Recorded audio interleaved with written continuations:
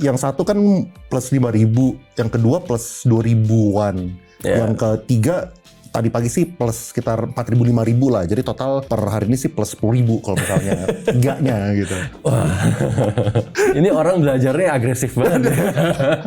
Awalnya waktu sampai plus 5%, gue sangat takut bro. Kok takut? Gue sangat takut. Soalnya kalau misalnya nanti kita podcast 5%, itu kan 5% itu berarti kan 88% setahun kan. Gue takutnya itu kayak menjadi kesannya tuh gampang gitu kalau misalnya 5%. Ini gue masuk segmen cara milih analis nih.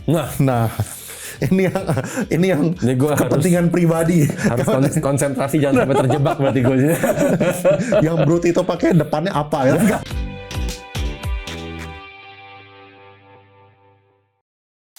Oke, hari ini kita ngobrol lagi sama Bro Tito. Ini gue rasa pengetahuan tentang Forex gue udah upgrade sedikit.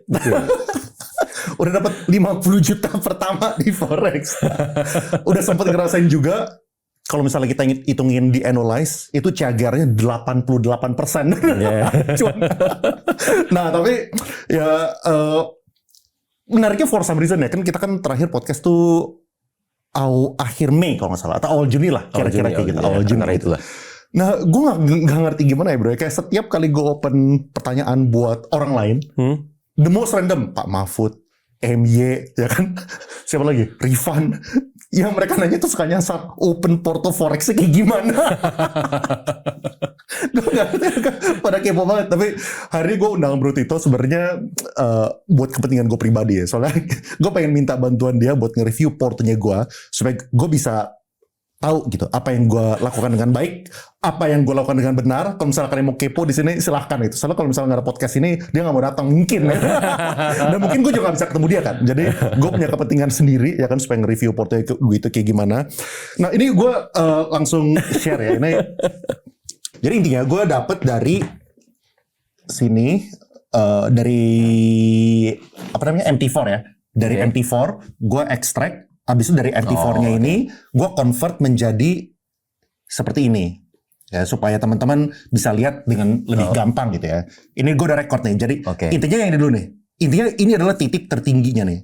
Titik tertinggi itu adalah di tanggal 24-25. Itu di plus 5% lah. 5,4%. Dari 100.000 jadi 105.000. Lalu di akhir bulan itu jadi 3,5%. Ya, setelah mengalami penurunan sedikit gitu ya. Sebenarnya gue awalnya waktu sampai plus 5%, gue sangat takut bro. Kok takut? Gue sangat takut. Gue sangat takut. Soalnya kalau misalnya nanti kita podcast 5%, itu kalau 5% itu berarti kan 88% setahun kan. Iya. Nah, gue takutnya itu apa ya? Kayak menjadi kesannya tuh that's the norm. Kesana tuh gampang gitu kalau misalnya 5%. Makanya waktu turun jadi 3,5%, jujur waktu apa namanya Bro Tito kita bisa podcast, gue jadi lebih tenang sebenarnya.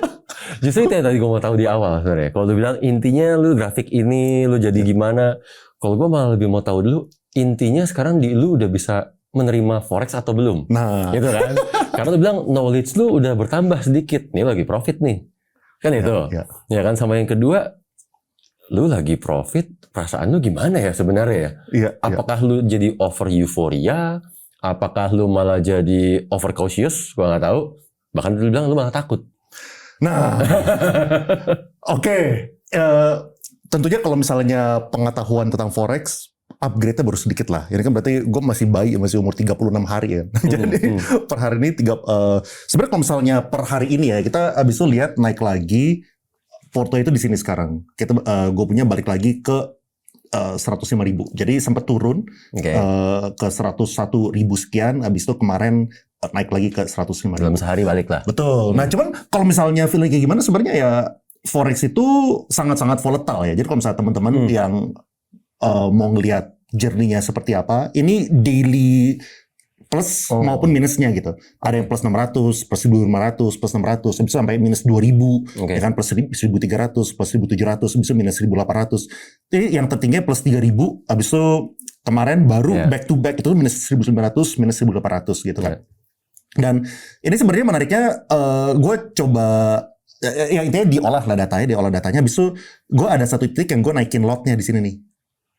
Nah di sini nih, ini sebelumnya gue pakai 0,1 lot. Setelah itu gue pakai ganti jadi 0,2 lot. Oke. Nah, Di pertengahan bulan berarti di itu. pertengahan bulan. Atas dasar apa tuh? Nah, atas dasar apa sebenarnya gini, ini gue ambil beberapa foto ya. Jadi ini tuh dari, nah sebenarnya ini pertama kali ini 1 sampai 3 Juli ya. Jadi ini 1 sampai 3 Juli. Sebenarnya waktu 3 hari pertama justru yang over euforia bro. 3 hari pertama plus 3%. 3%. Iya kan? Okay. Jenius langsung kan. Nah, oh ini toh forex ini. Easy ternyata. Bahaya. Jangan ditiru. Setelah itu kena humble by market. Setelah itu di humble by market langsung turun ke plus 0,9%. Oke. Jadi ini ya minus 2.000. Oke. Nah terus habis itu ada trading lagi sampai di minggu ketiga lah di sini ya. Ini minggu ketiga. Terus gue naikin dari 0,1 lot ke 0,2 lot itu tuh di tanggal 16-17. Kira-kira 16-17. Atas dasarnya apa? Thought proses itu lebih ke sini sih. Ini yang nomor 4 ya di bawah kanan. Itu namanya optimal bet sizing. Jadi gue tuh awalnya coba mendata kan. Kira-kira kalau misalnya gue win rate-nya sekian, gue punya risk reward tuh sekian, yang paling optimal itu tuh bet size-nya berapa sih gitu. Wow. Nah tentu waktu di awal-awal kalau misalnya di 3 hari pertama, ya gue assume bisa aja gue lagi beruntung gitu kan. Makanya terlalu pendek juga datanya. Terlalu pendek juga datanya. Nah makanya kita di hari ke-7 itu udah ada 34 trades. Nah ini sebenarnya optimal itu 7%, tapi gue masih tetap taruh di 0,1 lot lah. Soalnya ya gue takutnya ini masih datanya terlalu sedikit gitu. Jadi sebenarnya pergerakan win rate dan juga risk rewardnya itu masih kenceng banget, soalnya kita punya data kan masih sedikit kan. Di sini itu optimal itu 8,4%. Nah, gara-gara di sini gue ngerasa udah ada 100-an trades lah. Ya udah lewatin 100 trades, gue rasa worst case scenario-nya juga masih relatif aman gitu. Jadi kalau misalnya di sini tuh kalau misalnya gue sampai betnya di 0,2 pun sejelek-jeleknya kalau misalnya win rate-nya gue itu cuma 37%, which is yang garis merah, minimal gue secara long term itu seharusnya tidak minus. Minimal gue break even aja gitu. Kalau misalnya gue di 0,2 lot gitu. Nah atas dasar itu makanya gue naikin lot size-nya gitu. Cuman sekarang masih berhenti di 0,2 lah. Terus habis itu berlanjut. Nah ini titik ATH nih 105 nih. Balik lagi ke 3 hari pertama. Forex gampang. Forex gampang. Plus 3.000 di tanggal 23 nih. Di sini nih. Oh ini ATH di bulan lalu masih ya? Iya, kira-kira sekarang mirip lah. Sekarang udah balik lagi ke ATH lagi. Cuman yang di tanggal 20-an itu tuh plus 3.000. Makanya langsung balik lagi. Terus dilihat ininya bet size-nya langsung naik lagi nih. Langsung jadi 11% seharusnya. Tapi yaudahlah, gue tetap di 0,2 aja. Gue takutnya bulan Juli lagi beruntung segala macam. Nah, terus di sini ini sampai akhir bulan. Jadi per akhir bulan close-nya itu tuh plus 3%. Terakhir kemarin kita gue punya ini tuh minus 1.900. Terus ini yang data terbaru nih. Ini sampai 3 Agustus. Ini titik terbalik lagi ke bawahnya nih. Humbled by market. Untung gue nggak. Tapi kadang-kadang kayak gini ya. Gue lagi naikin lot size, lagi kena drawdown nih. Langsung kenanya lebih gede jadinya. Iya. Sama ini yang terbaru. Ini nih yang tanggal 6 Agustus. Kita sekarang rekornya tanggal 6 Agustus ya. Jadi ini data yang terbarunya gue. Tapi ada beberapa hal yang menarik sih di sini sih. Kayak misalnya waktu market itu naik, portonya naik. Waktu marketnya itu lagi choppy, lagi sideways, porto itu relatif turun. Jadi dan waktu harga gold itu turun, portonya naik. Betul. Jadi waktu naik, porto naik, waktu turun, porto naik, kalau misalnya sideways, portonya turun. Betul. Sekarang lebih connect kan sama apa yang kita bahas di podcast sebelumnya. Ya, makanya naik level sedikit lah. Nah, cuman tapi ini sih gue makanya gue pengen minta pendapat lu nih. Jadi sekarang gue udah bikin 3 account. Wah. Jadi ini orang belajarnya agresif banget. Jadi di sini jadi ini gue ada 3 account yang kedua yang di tengah ini account yang terbesar gue, portonya gue. Yang ini tuh yang pertama. Buat apa ya? Ini yang pertama. Oh balik ke 105.000 lagi. Ini akun yang pertama. Terus kalau misalnya yang ini yang paling bawah, nah ini 102.000. Sebenarnya ini semuanya ngikutin signal yang sama. Ih buat apa lu pecah kan ya? Nah idenya tadi gue pengen bikin 2 itu tuh yang open porto. Jadi yang satu yang tadi kan pertama kali ngetes, pertama ngetes 100 dari 100.000 jadi 105.000. Nah pertengahan jalan waktu udah cuan, gue buka satu lagi, gue kepengen bikin comparison. Idealnya comparison, jadi kalau misalnya yang satu porto pertama itu gue jadiin uang jajan misalnya, jadi setiap kali profit tarik, terus bulanan. Mungkin belum tahu. Quarterly kah? Oh, pokoknya tapi kalau ada profit lo tarik lah. Betul. Planningnya begitu. Oke. Betul. Kalau misalnya porto kedua, planningnya itu adalah hybrid, setengah-setengah. Jadi Antara tarik sama gulung. Oke. Nah yang ketiga yaitu buat gue sendiri ya gulung terus lah yang ketiga. Nah jadi yang porto kedua sih rencananya sih ya buat sekolah aja, buat pembelajaran lah. Mumpung ada suhunya di sini gitu. Nah jadi mohon review portonya gue. Kayak menurut lu apakah dengan 0,1 0,2 itu terlalu konservatif? Atau harusnya itu kapan harus ditingkatin, kapan harus diturunin gitu? Pendekatannya beda-beda. Kalau dibilang terlalu konservatif, enggak. Karena gaya gue pun begitu. Ya kan, bahkan kalau tadi dibilang lu faktor luck, setelah gue ngelihat cara lu naikin lot, ini sih nggak faktor luck. Ini sophisticated. Dan pendekatan lu bener-bener sophisticated banget. Lu bener-bener ngitung risk-nya, worst skenario-nya apa, best skenario-nya apa. Itu pendekatannya sangat sophisticated sih. Gitu. Jadi no issue lah di bagian itunya. Kalau gue malah pendekatannya lebih simple. Contoh, ini kemarin sempat kita bahas sedikit ya. Lu pakai total berapa channel? 3. 3 sorry. Channel 8 channel ini total mereka punya average monthly pips berapa gitu kan? Let's say nyampe 10.000 lah. Ya kan total. 10.000 ini jangan kita langsung bayangin akan profit 10.000. Justru kita bayangin loss nih. Ya kan? Akan loss 10.000. Kalau sampai ini loss 10.000, kita cuma boleh pakai berapa lot? Gitu kan? Lot lu pakai 0,1 lot lu kaliin 10.000 pips setara kurang lebih kan 10.000 US dollar. Betul. Berarti itu equals 10%. 10%. Ya kan? Itu udah hitungan worst scenario banget. Gitu kan? Walaupun dalam prakteknya kalau lu matchingin 8 channel ini, pernah nggak sih mereka loss at the same time? Di bulan yang sama 8-8-nya loss. Ya kan? Dari situ lu bisa optimize nanti setelah lu cocokin data setahun terakhirnya mereka misalkan nggak pernah kok nih 8 channel ataupun 8 analis yang lu subscribe nggak pernah loss bersamaan. Let's say cuma 4 yang bisa loss bersamaan. Dan artinya worst scenario lu berat banget nih untuk terjadi. Benar dong? Benar. Berarti di sini lu cuma bisa loss mungkin setengahnya loh. Mungkin cuma bisa 5.000 pips jadinya. Kan gitu kan? Kalau cuma 5.000 pips, lu kali ke 0,2, lu akan loss dengan drawdown yang sama. Gitu kan? Tapi kalau profit, hasilnya beda loh. Iya. Gitu kan? Itu cara lu naikin lot sebenarnya. Dan lu lakuin itu di pertengahan sebenarnya dibilang good ya enggak, bad juga enggak. Itu karena best timing biasanya di awal bulan malahan. Oke. Apa hubungannya? Di awal bulan itu ada movement non-farm payroll. Oh. Gitu. Oh, pantesan makanya kalau misalnya yang kemarin, makanya yang di minggu pertama Juli sama minggu pertama Agustus dari channel yang gue ngikutin pembelian banyak banget, aktif banget. Betul. Oh. Karena balik lagi gini, kalau gue jadi analis lah atau kita semua jadi analis, kan begitu awal bulan ini kan kayak start fresh lagi. Oke, awal bulan gue injak gas lagi dong. Ya kan begitu ada opportunity apa di market, tambah lagi ada non-farm payroll, which is ini sebagai booster ya, penggerak harganya kenceng. Majority dari mereka pengguna tren, gitu, artinya kalau pergerakannya one way, mau itu ke atas kayak, mau itu ke bawah kayak, benar. Mereka bisa profit besar. Iya. Gitu. Jadi timing ini seringkali malah jadi best timing buat para analis. Dan sementara di akhir bulan kebalikannya. Di akhir bulan gue pun ngajarin ke semua analis-analis, lu di akhir bulan kalau udah achieve target lu, which is misalkan lu punya target 1.000 pips, 2.000 pips, 3.000 pips, berapapun juga. Jangan sampai lu resikoin lebih. Misalkan gini, target gue sebenarnya 1.000 pips. Oke, dalam tengah bulan ternyata gue udah sampai 2.000. Jangan sampai dari 2.000 lu balik ke 0 lu. Udah gak lucu nih. Ya kan? Dari 2.000 kalau lu tetap mau masuk market, batasin lah paling nggak sampai 1.000. Kenapa? Karena jangan sampai profit lu, target utama lu hilang. Benar dong? Artinya itu akan membawa dampak, mereka akan menjadi jauh lebih nggak agresif. Benar. Mulai minggu ketiga, mulai minggu keempat, mereka akan ngerem. Mulai gasnya dilepas. Jalan santai. Kalau benar-benar ada opportunity yang bagus banget, baru mereka akan masuk. Yang akan berdampak di situ, ya jumlah trade-nya lebih sedikit.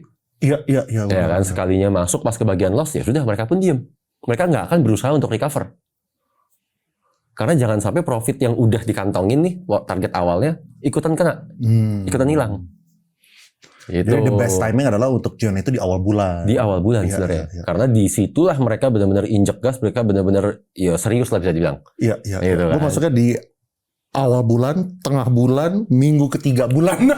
Luar biasa. Ternyata bener pengetahuannya hanya naik sedikit. sedikit aja. Jadi total sekarang mungkin yang satu kan plus 5.000, yang kedua plus 2.000-an, yang ketiga tadi pagi sih plus sekitar 4.000 5.000 lah. Jadi total per hari ini sih plus 10.000 kalau misalnya tiganya gitu. Ya, nanti semakin lama lu udah makin terbiasa, lu bisa pakai pendekatan yang kedua. Apa tuh pendekatan kedua? Pendekatan yang kedua justru lu lihat masing-masing analis ini dia average monthly pips-nya berapa. Let's say ada yang 1.000, ada yang 2.000, ada yang 3.000. Ya kan? Dari masing-masing analis lu siap resiko berapa?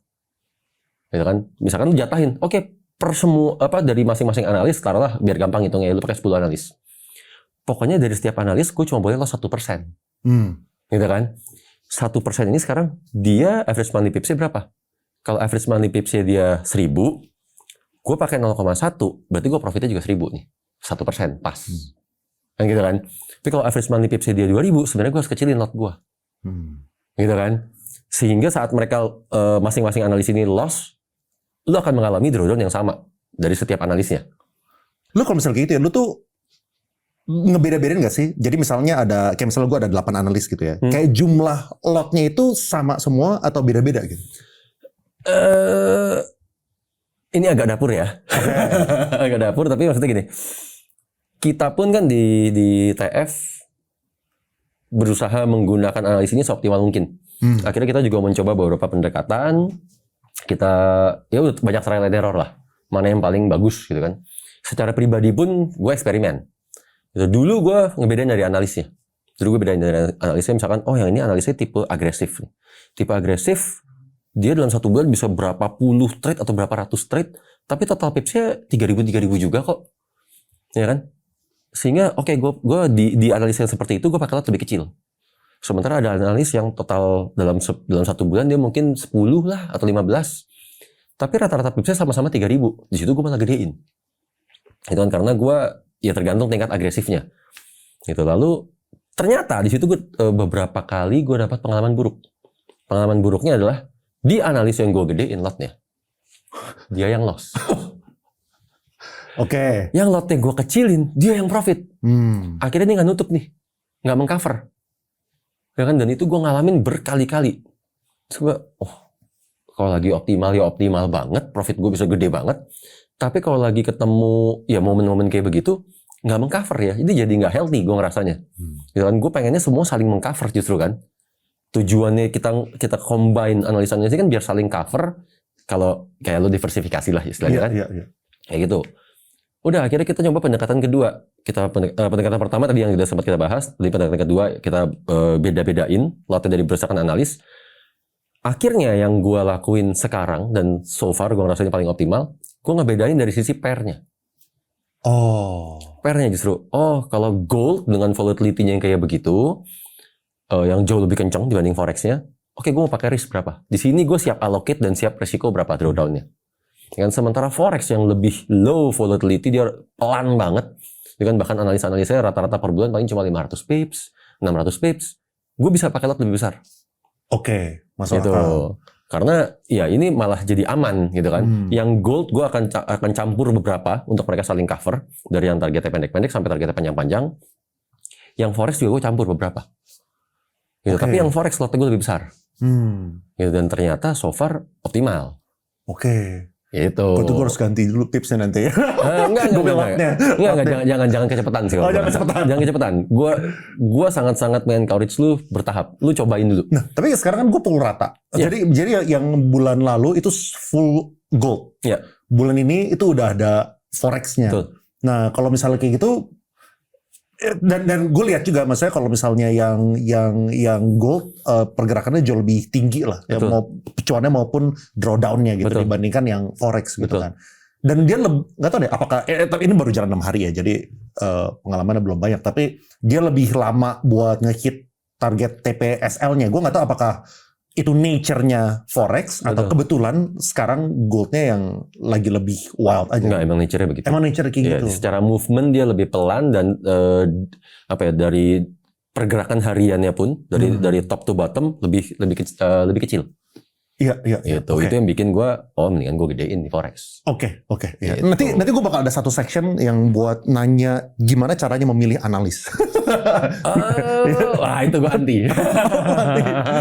Atau nggak mungkin kasih tips ininya lah, apa namanya, atau nggak kriterianya apa aja sih, faktor-faktor variabelnya yang buat kita itu boleh, consider mungkin itu apa, boleh. kayak gitu loh. Iya. Maunya sih nanya kayak analis yang mana? Banyak kan nanya gue loh. Kalian pakai analis siapa? Wah, itu jangan sih. Kenapa emangnya? Itu jangan, gini. Gue pernah ngerasain di era copy trade ya. Gue yang di-subscribe 10.000 orang. Itu pressure-nya over banget. Dan gue yakin analis-analis itu sama-sama makan nasi, dan mereka manusia yang sama kayak gue. Jadi saat lu dengan audiens lu yang segini besar, lu ngomong, oke, gue subscribe analis namanya Tito. Berbondong-bondong orang percayanya sama lu. Gitu, beda nih sama pendekatan lu tadi yang pakai apapun, gue juga nggak tahu tadi tuh grafik-grafiknya apa. Orang lumayan langsung percaya sama lu dan langsung berbondong-bondong subscribe.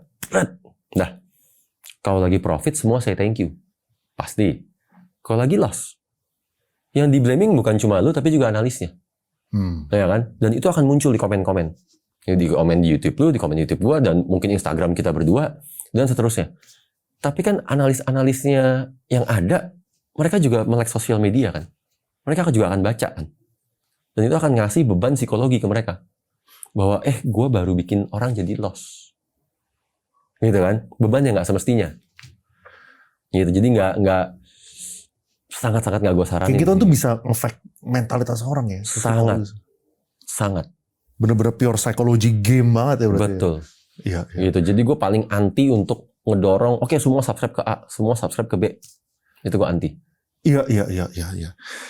Ini ya walaupun di beberapa channel gue lihat ada beberapa yang jauh lebih tinggi dibandingkan yang lain kayak gitu-gitu. Betul. Mungkin tapi yang lebih tinggi harusnya udah lebih tested through time juga kali dia. Betul. Naiknya organik juga gitu. Betul. Ya. Dia udah tested through time. Iya. Minta Porto Patito juga kalau boleh bulan Juli saja karena terakhir di reveal bulan Januari. Nah, ini gue nggak tahu nih apakah lo ada gue nggak tahu deh. Ini dari Bro Rafli. Gue sih sampai udah lupa lo Januari lo. Lo emang ada open porto bulan Januari? Atau ada berkala gitu? Ada nggak ya? Oh ada. Jadi waktu itu tim internal TF malahan. Tim internal TF ada beberapa orang. Semuanya pada open porto. Jadi ada yang profitnya 50% setahun, ada yang profitnya 100% setahun, sampai profit 200% setahun. Tim internal. Oke. Jadi dari benar-benar level staff sampai level direktur. Waktu itu semua sama-sama nunjukin masing-masing profit 2%. Gaya mereka bikin kombinasi analis itu gimana, modalnya berapa, mereka tunjukin. Yang minus kasih unjuk nggak? Yang minus? Yang saat lagi minus semua tunjukin. Oh, kasih unjuk juga? Iya, di bulan-bulan apa mereka kena minus parah. Maksudnya yang di akhirnya minus? Nggak ada yang minus. Oh, nggak ada yang minus? Nggak ada yang minus. Sebenarnya kalau kita ngomong tahun 2025, kita agak-agak 2025. mirip. Iya. Mirip sekali sama saham. Saham semua lagi pada naik karena saham Gonglo gitu kan. Benar, gold juga sama. Goldnya rally terus. Benar. Dan setelah lo lihat, analis kita selama masih rally, mereka profit maksimal. Benar. Gitu. Jadi akhirnya bener sih, kayaknya Januari gue juga udah nunjukin sedikit lah. Itu di publik atau internal maksudnya? Di YouTube gue. Oh, di YouTube. Ada. Dari berapa jadi berapa tuh? Kan dia udah nonton ya. Dia bisa jawab sendiri gitu. Siapa tadi? Rafli. Iya, dia bisa jawab sendiri lah. Pokoknya ada, gue nunjukin total profitnya berapa kalau nggak salah ya. Pas lagi loss terbesar di bulan apa juga gue tunjukin. Itu lossnya berapa. Bunyinya meter semua lah. Itu berarti sama lah. Lossnya waktu lagi sideways, waktu lagi choppy gitu. Iya. Begitu sideways panjang, loss. Gitu. Iya. Kalau gini ya. Kalau account yang induknya sih gue seperti podcast sebelumnya gue nggak mau tunjukin. Iya. Tapi gue ada sedikit belajar dari Hengki sebenarnya. Dapat insight dari Hengki. Oke. Gitu kan. Gue ngeliat Hengki, gue nonton ulang tuh videonya sama lu tuh. Si Hengki bener juga ya. Kenapa harus account utama ya? Kita kan bisa buka account spesial untuk open porto. Gitu kan. Jadi sebenarnya gue ngasih surprise nih buat lu. Wih. Dan buat semuanya. Wih. Gue udah buka account khusus. Direkord dong, record. Screen record ya? Screen record. Oke. Sama-sama 1M ya, jangan. Oke. Oke, udah ya. Oke. Udah, ini trades yang lagi open sekarang. Jadi gua ini aja. Gue deposit 5M dan per hari ini udah profit 61. Berarti 12% lah. 12%. 12%. Kalau gua ngikutin per Juli doang,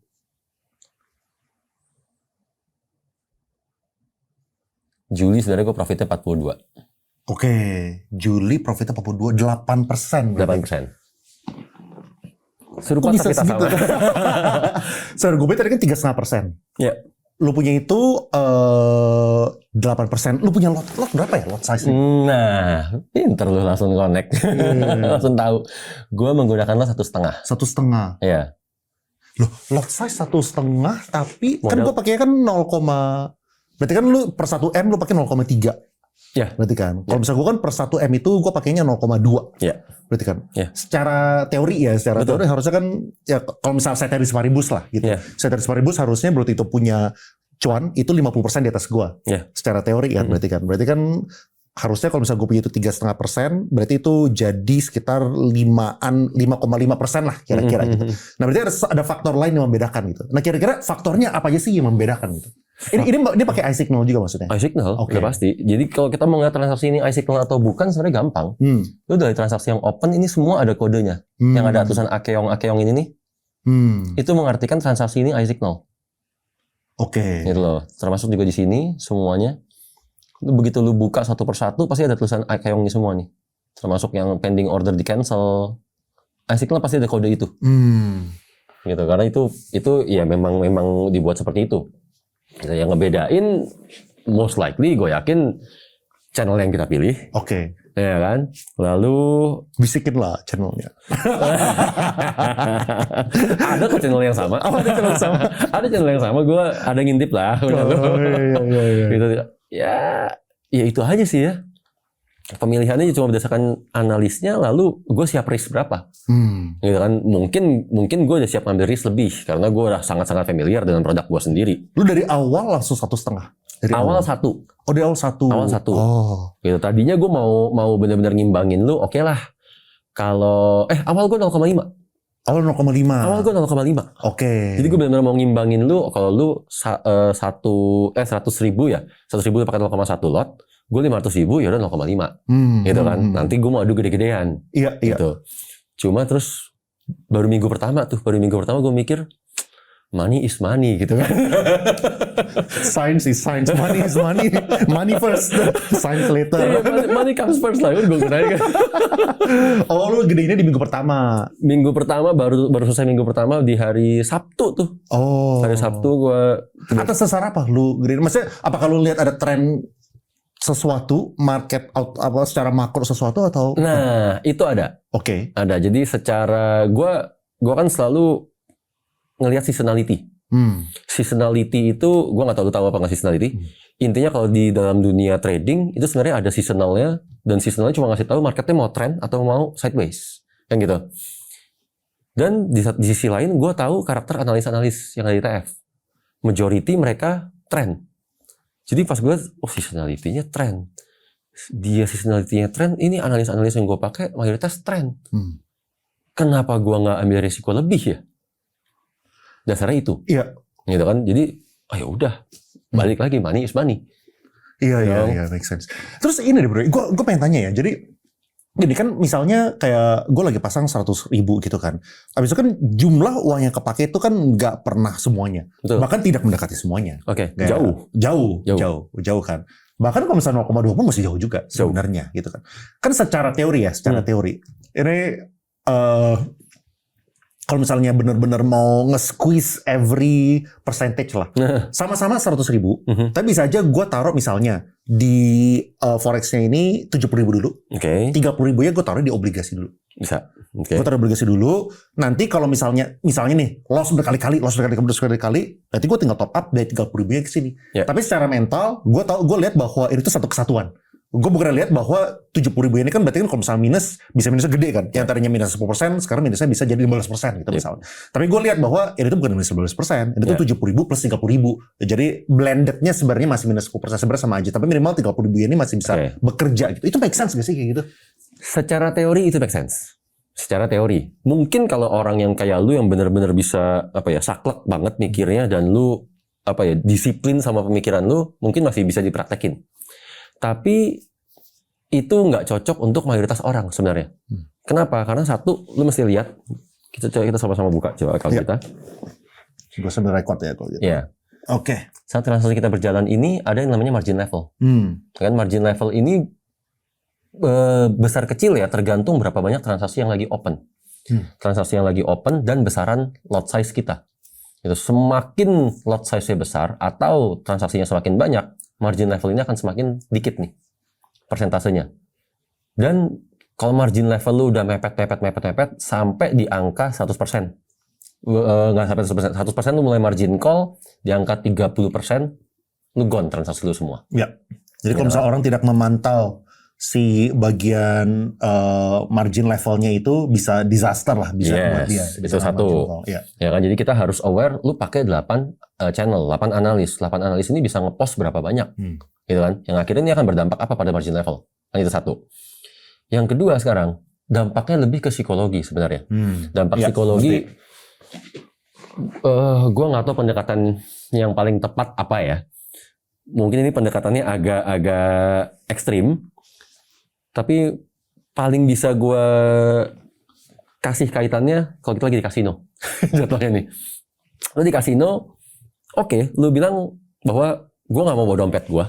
Gitu kan, gue taruh semua dompet gue cuma bawa duit cash. Oke, taruhlah lu bawa 10 juta. Dah. 10 juta lu untuk main, untuk having fun. Kan? Lu tahu di dompet lu sebenarnya lu punya 100 juta lo. Kan secara capital lu punya 100. Tapi begitu lu main chips lu tinggal sedikit. Dan lu ngerasa baru sebentaran. Dari 10 juta gue udah tinggal 5 juta. Itu akan ngasih efek psikologi yang jauh banget loh. Dan akan bikin lu jauh lebih agresif, jauh lebih pengen winning, jauh lebih nggak bisa kontrol diri akhirnya. Dan itu yang bisa tiba-tiba bikin lu udahlah all in deh. Kalau sampai ini habis, toh dompet gue di kamar. Gitu loh. Dan begitu banyak orang yang dia break the rules, bahkan his own rules. Yang dia udah set rules-nya, gue nggak akan ambil dompet. Gitu kan? Tapi tiba-tiba, begitu ketemu market, apalagi lu kena wipe out segitu cepetnya gitu kan, forex atau di bergeraknya, seret, habis. Wah, dia lupa tuh sama teori. Dalam sekejap dia akan, nggak bisa nih. Kalau habis dalam secepat ini gue nggak terima nih. Iya, benar. Jadi itu yang mesti kita avoid sebenarnya. Benar ya. Dan juga belum tentu buat semua orang itu, apalagi kayaknya ini kan forex kan dunia baru ya buat gue. Ya. Buat gue harusnya dapat 3,5% tuh annualize tuh 50%, bro. Annualize ya. 5% itu tuh 88%. cuman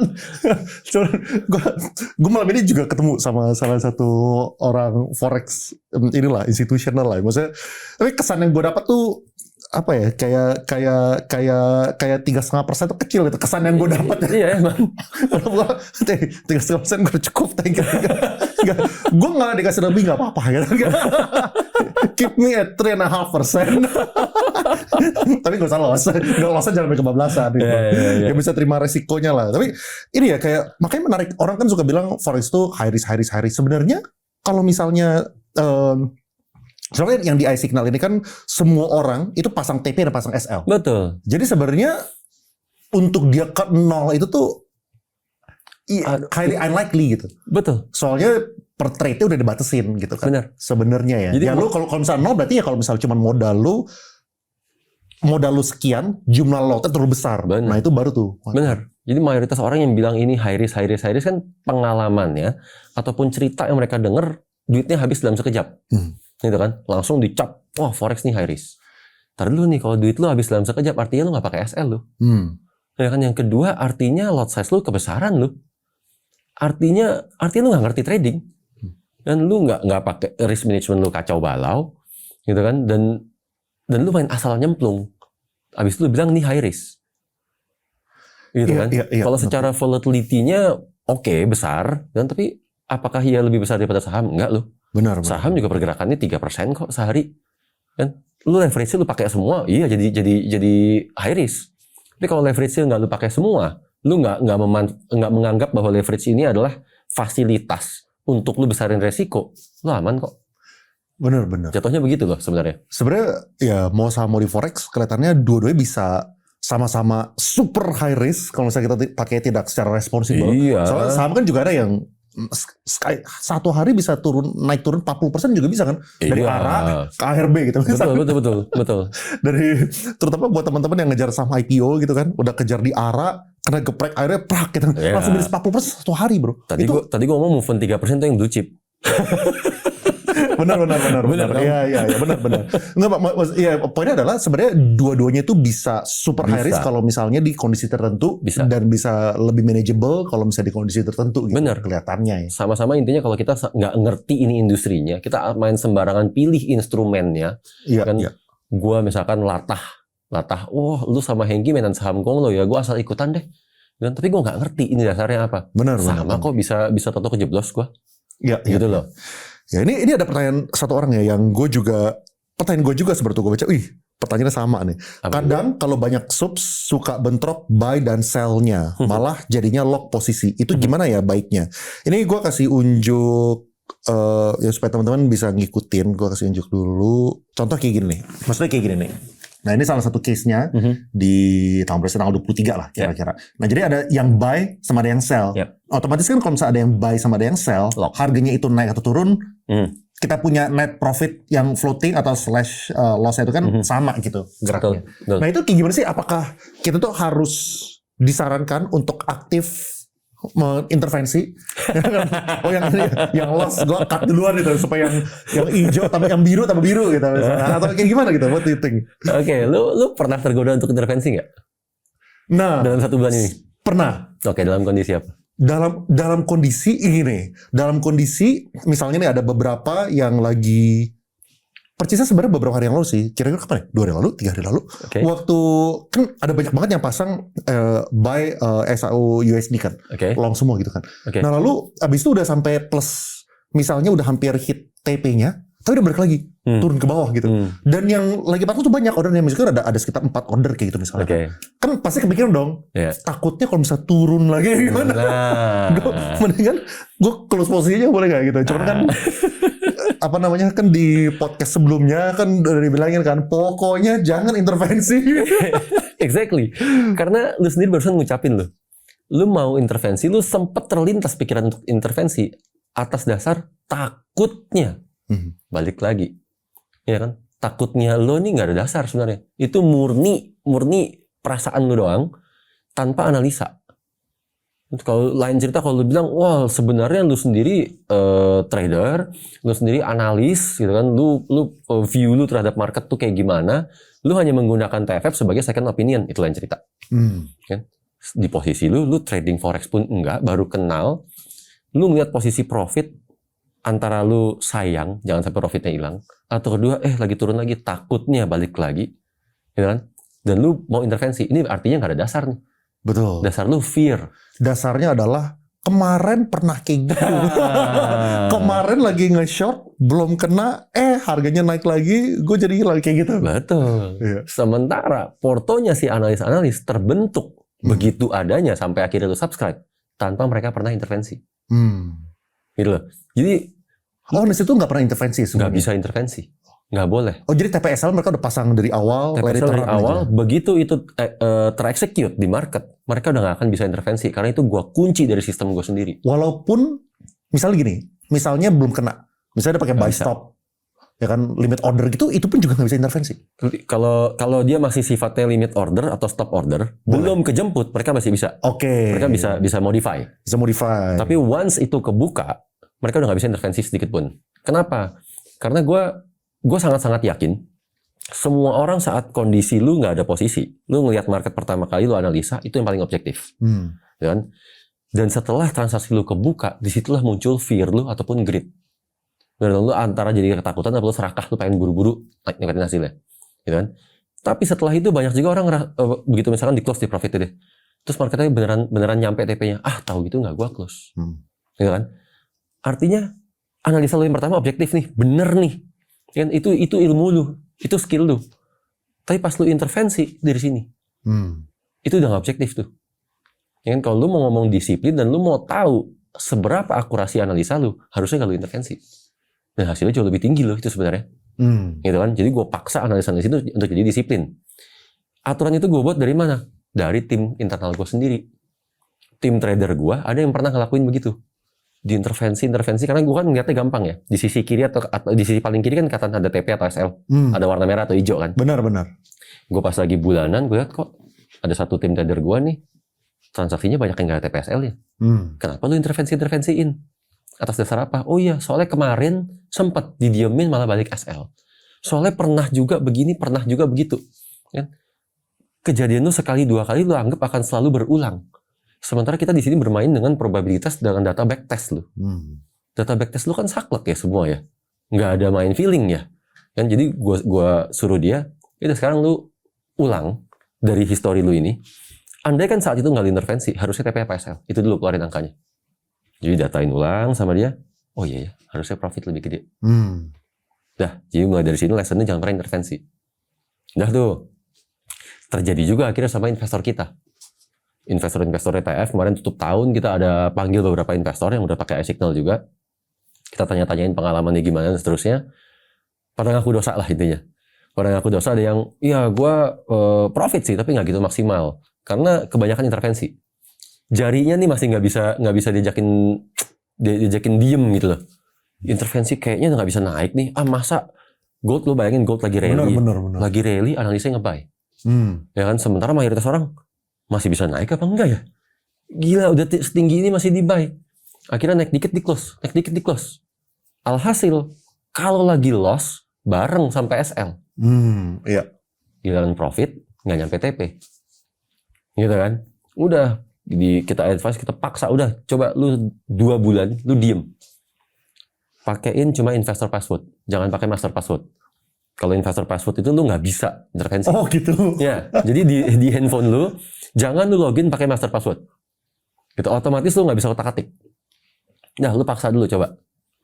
Udah dipaksain, iya ya hasil lebih tinggi ya. Di sejak itu dia nggak pernah mau intervensi lagi. Gue awalnya nggak tahu ternyata gitu tuh bisa intervensi. Sampai gue nggak sengaja nge-hold, keluar ini ya kayak kan kalau misalnya di MetaTrader 4 kan kalau misalnya kita pencet itu kan ada keluar kan. Gue nggak tahu awalnya kayak kan gue nggak ngerti gimana cara operate-nya bro. Kan sebenarnya MetaTrader 4 kan gue pertama kali download juga di desktop aja, di Mac-nya pertama kali download gitu. Untung lu nggak penasaran ya close nih artinya apa ya. Untungnya tidak sebodoh itu. Masih bodoh di forex, sebenarnya tidak sebodoh itu. Oh, menarik. Tapi menurut lu ya kayak kan lu kan udah pernah kenapa gue tidak intervensi soalnya kan ya terngiang-ngiang gitu kan. Gimana kalau misalnya podcast masih intervensi nanti sekarang udah selisih 50% ya kan. Dia punya cuan 8, gue punya 3,5. Nanti kalau saya punya 8, gue punya 1 gimana? Nggak jelasinnya gimana? Nggak dikasih tahu. Tapi ada nggak sih orang lain yang lu udah ngomong jangan intervensi tapi masih intervensi terus? Ada. Cukup banyak. Oh cukup banyak? Cukup banyak. Menurut lu persentase berapa? Dari total investor kita ya, 5%-an ada. Oh berarti 95%-nya udah relatively yes.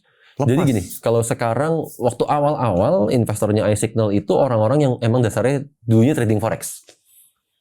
Gimana sekali lagi? Waktu awal kita launch ini iSignal ya. Iya. Yang join pertama adalah orang-orang yang emang tadinya trading forex, gitu kan. Akhirnya apa sih? Akhirnya mereka punya analisanya sendiri kan. Setiap kali lagi buy apalagi sell, masa buy sih, masa sell sih? Menurut gue ini naik nih, menurut gue ini turun nih. Wah, tuh tangannya aktif tuh mereka tuh. Kalau lagi sama-sama buy, ditambahin transaksinya.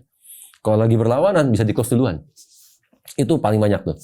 Terus begitu mulai bulan, kayaknya habis Oktober, habis rally-rallynya tuh, mulai November, mulai banyak berdatangan yang orang non-forex. Gitu, orang-orang yang modelan kayak lu justru nggak ngerti. Dan nggak ngerti mau ngapain, nggak ngerti ini masih bisa naik apa enggak, nggak ngerti bahwa harga ini terlalu tinggi atau terlalu rendah. Gitu. Akhirnya sekali waktu lah, gue ketemuin nih orang-orang ini. Ini yang awam, botol kosong nih, hasil profitnya segini, gede semua hasil profitnya. Oh lebih gede? Lebih gede daripada yang pengalaman? Daripada yang aktif nih. Oh. Ya kan? Jadi yang ya kasar ngomong kayak so ide Kan? Lu yang sok ide, sok kepinteran, hasilnya kalah nih sama yang awam-awam.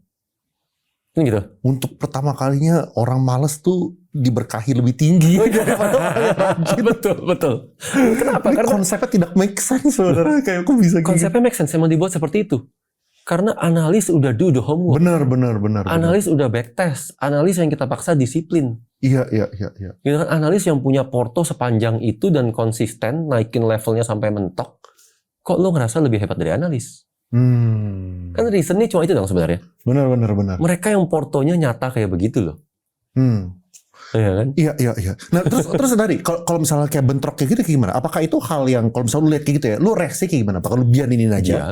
Biarinin aja. Biarin, karena gini, lu lihat transaksi open seakan-akan locking, ya kan? Tapi kan secara entry dan exit mereka beda. Benar. Bisa jadi, oke sekarang locking naik barang begini kan? Yang satu TP duluan, yang satu belum selesai. Benar. Jadi akhirnya ada transaksi gantung nih. Iya. Ada kemungkinan dia terus nabrak jadi SL, ada kemungkinan nyampe TP-nya dibalik lagi dong. Benar, ada kemungkinan. Gitu. Jadi diemin aja lah. Iya. Portonya terbentuk apa adanya dan porto lu juga terbentuk apa adanya. Betul. Jadi kan berlaku sebaliknya kan. Bisa aja ada misalnya nih bisa kayak dari 8 analis. Soalnya kan kalau misalnya ini kan menarik kan, apa ya, sebuah konsep yang biasanya kan kalau misalnya gue investasi saham kan otaknya satu gitu. Yeah. Otaknya satu. Jadi kalau misalnya contoh gue misalnya udah beli saham Konglo sekian persen gitu dari total porto gue. Yeah. Mungkin kalau misalnya gue pengen diversifikasi, udah cukup saham Konglonya. Yeah. Misalnya 20%, gue udah gak mau nambah lagi gitu. Betul. Misalnya. Jadi sehingga yang misalnya untuk banking sisanya 30%. Betul. Nah kalau misalnya ini kan mereka kan tidak punya sekat-sekat itu kan, karena 8 orang ini kan independen. Betul. Independen. Jadi mereka saling nggak tahu gitu kiri kanan itu pada apa. Betul. Jadi kalau misalnya ini buy juga, satu arah bisa juga gitu, buy juga tuh. Betul. Mereka backtest dengan caranya mereka masing-masing, ya trading dengan gayanya mereka masing-masing. Nggak ada satupun alasan untuk kita intervensi mereka sebenarnya. Iya. Nah, terus tadi ya, yang tadi lu bilang mengenai ranging atau tren. Nah itu lu ngelihatnya berdasarkan apa dan apakah seasonality udah kelihatan kayak oke, di bulan Agustus ini apa, September apa, udah. Minta bocor maksudnya.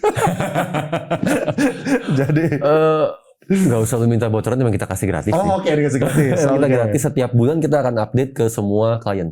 Oke. Bahwa seasonality-nya bulan ini apa. Itu basically berdasarkan historical trend aja gitu kan. Jadi kayak lu ambil tarik berapa lama? 10 years kah? Nariknya kita ganti-ganti ya. Kenapa ganti-ganti? Kenapa nggak kayak pas 10 years aja gitu misalnya? Nggak bisa. Gue pernah dulu pertama gue tarik selalu pakai pas 10 years. Pergeserannya terlalu jauh. Gitu. Jadi kita udah apa ya? Misalnya kita research, kita ngulik, kita develop sampai kalau lagi di tahun yang kayak gimana kita pakai pas 20 years. Lagi di tahun kayak gimana kita bisa pakai pas 25 years. Oh, bisa gitu? Bisa. Ganti gitu? Bisa. Ya, dan itu udah kita pakai akhirnya cukup lama ya sekarang ya, dari kayaknya 2017 2018 deh. 2018 sampai 2019 gitu. Kita pakai seasonality. Jadi seasonality-nya itu intinya cuma jangan kecelek ya. Orang pas ngeliat seasonality itu ngeliatnya kan grafiknya naik, dipikir ini market mau naik. Gitu kan. Sebenarnya bukan. Artinya bukan itu. Benar. Artinya cuma ini mau tren. Betul. Mau naik atau mau turun. Mau naik mau turun terserah. Betul. Kayak gitu kan.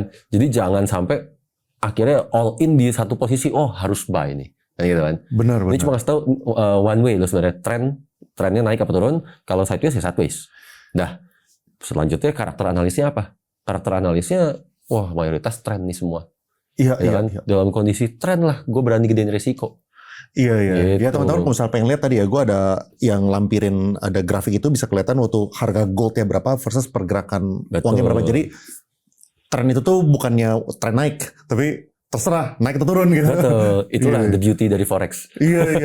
Mau naik mau turun terserah. Iya. Asal jangan sideways aja. Wah, sideways boring kan jadinya kan. Bukan boring sih, menyusut. Boring gak apa-apa, gue bisa boring kan. Tapi jangan disusut. Enggak apa-apa. 3,5% gak apa-apa aja. Kadang-kadang jadi greedy keluar. Udah mulai. Padahal 3,5% gue udah bersyukur. Tapi oke, ini ada pertanyaan mengenai legalitas. Kalau di bursa berjangka, apakah ada versi ke C-nya kayak di saham? Jadi kalau misalnya Ini dia punya ketikan udah nggak kelihatan, tapi kayaknya yang dia maksud intinya kalau misalnya kayak reksadana, habis itu saham, itu kan kita ada kesan dan kita bisa lihat tuh uangnya kita ada berapa di reksadana. Dan bahkan kalau misalnya kita beli reksadana kan, misalnya ada apart itu kayak aplikasi lah yang jual reksadana. Aplikasi bangkrut, duit kita itu masih ada di MI-nya gitu misalnya. Nah kalau misalnya forex tuh kayak gimana? Sama, ada legalitasnya. Jadi regulatornya ada Bapepti. Bapepti yang regulator untuk produk komoditasnya. Jadi gold itu under Bapepti. Kalau ada broker yang ngeluarin silver itu juga under Bapepti. Lalu ada OJK. OJK itu yang regulatornya dari produk-produk indeksnya. Jadi kayak misalkan Hang Seng, Kospi, Nikkei, Dow Jones, Nasdaq, S&P semua under OJK. Oh jadi lu dua-duanya berarti ya? 3. Oh. Forex-nya under BI. Oh. Regulatornya 3. Udah, di bawahnya regulator ada clearing, ada bursa. Gitu. Jadi ada bursanya sendiri ada 2. Untuk sekarang kalau nggak salah mau jadi 3, gue juga lupa lah. Untuk sekarang masih 2. Jadi ada ICDX, ada JFX. Clearingnya ada sendiri KBI. Gitu. Baru broker tuh pialang-pialang itu under mereka semua. Sini. Gitu. Itu kalau ngomong pialangnya. TF sendiri kita pun di satu environment karena kita megang izinnya wakil penasihat berjangka. Wakil penasihat berjangkanya pun udah level yang benar-benar boleh transaksi otomatis. Gitu, makanya kita bisa semua transaksi otomatis. Iya. Gitu. Jadi kalau ngomong legalitas ya fully legal semuanya. Ya, berarti dia tuh secara kalau misalnya kita order misal kayak emas itu bakal kemana? Kalau misalnya forex itu diterusinnya kemana? Itu beda-beda berarti di belakang layarnya. Pencatatannya sama-sama ke bursa. Oke. Gitu kan, duitnya sama-sama di clearing. Gitu. Cuma regulatornya yang ngatur apa istilahnya kayak kebijakan-kebijakannya 3 nih. Gitu. Kalau di indeks mesti gimana, kalau di komoditi mesti gimana, di forex mesti gimana. Iya. Gitu. Nah kalau misalnya di Indo ya kan kalau misalnya kalau misalnya kita lihat konten-konten gitu kan di forex banyak orang yang bilang kayak demo account lah, aku udah bisa apalah gitu. Nah kalau misalnya yang di Indo sama yang luar ada perbedaan nggak sih? Atau misalnya yang kayak yang di luar itu ada yang bisa dipalsuin, ada yang enggak, di Indonesia juga sama aja gitu, atau ada yang berbeda? Kalau ngomong bisa dipalsuin gitu kan. Cuma tinggal kalau yang Indo kita bisa tinggal cek ke bursa, bener nggak transaksi ini ada, bener nggak account ini ada. Gitu loh. Kalau itu transaksi beneran ada dari bursa ya sudah tinggal kita klopin lagi ke Bapepti. Gitu loh. Jauh lebih susah lah untuk tipu-tipu kalau itu di broker lokal. Jauh lebih susah. Tapi yang bisa akses ya orang yang punya networknya lah. Siapapun. Oh ya? Siapapun lu boleh datang ke bursa lu bilang kasus. Oh. Lapor. Karena urutannya kalau ada kasus, lu nggak bisa bukan langsung ke regulator. Kalau langsung ke regulator ke Bapepti apa OJK itu percuma. Karena lu harus bawa dulu data transaksinya kan. Yang mana yang lu sebut kasus. Oke. Dan akhirnya lu harus ke bursa dulu. Si JFX ataupun ICDX. Dan mereka akan keluarin. Oh jadi kalau misalnya ada yang nge-fake-in, lu bisa aja nge-screenshot, lu bawa itu, lu bawa ke sana, lu bener atau enggak sih kayak gitu. Betul, bahwa ini udah nipu berapa banyak orang, bener nggak sih nih?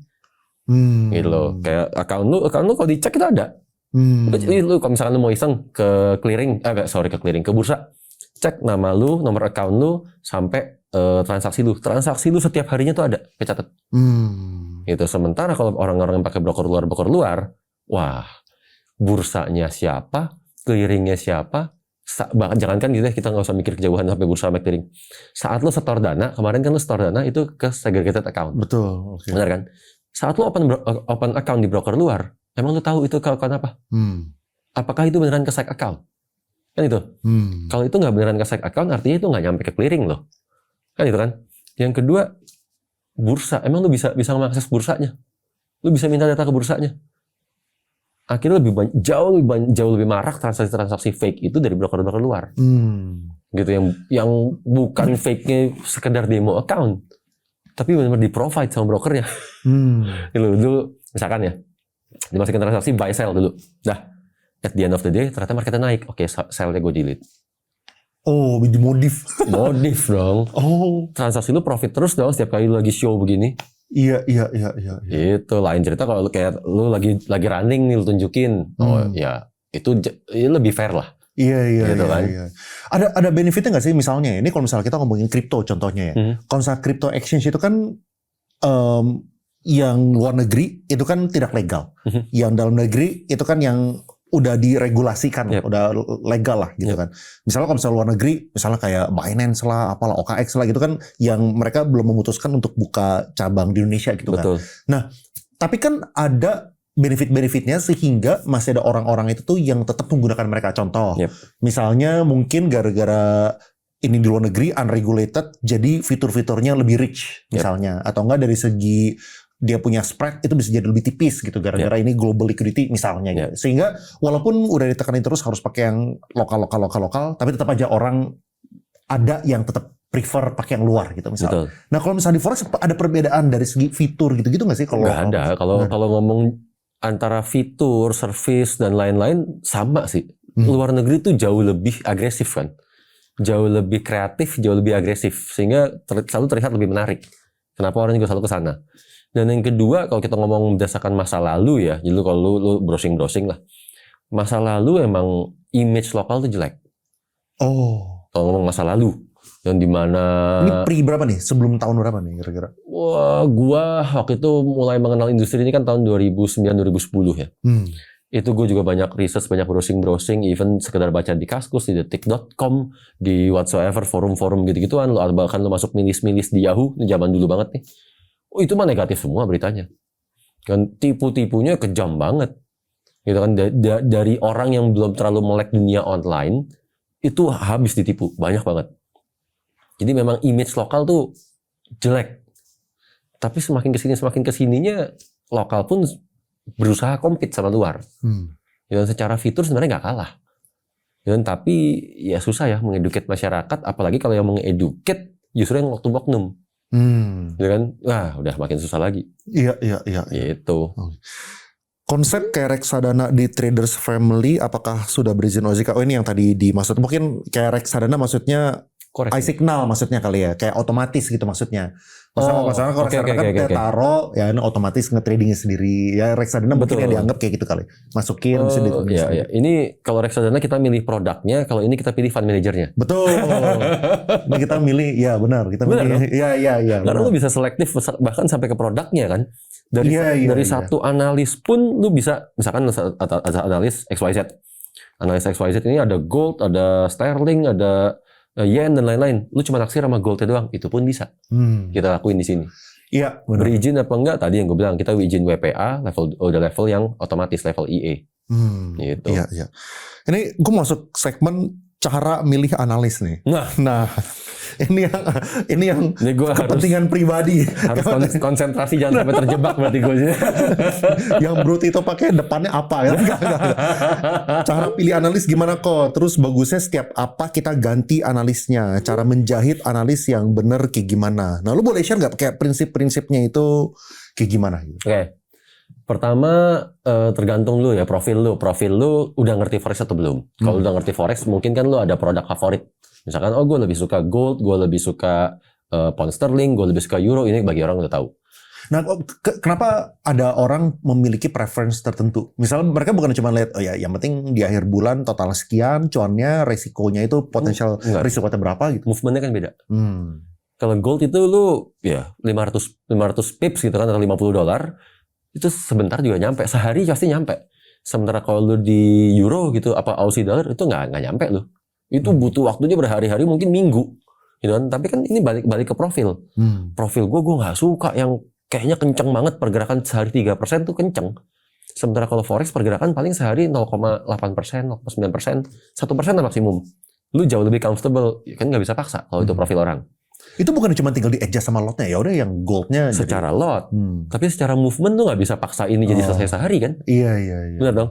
Jadi yang satu tuh kayaknya setiap hari lu kalau lu lihat gold ya, apalagi sekarang lu ada forex ya kan dibilang kan.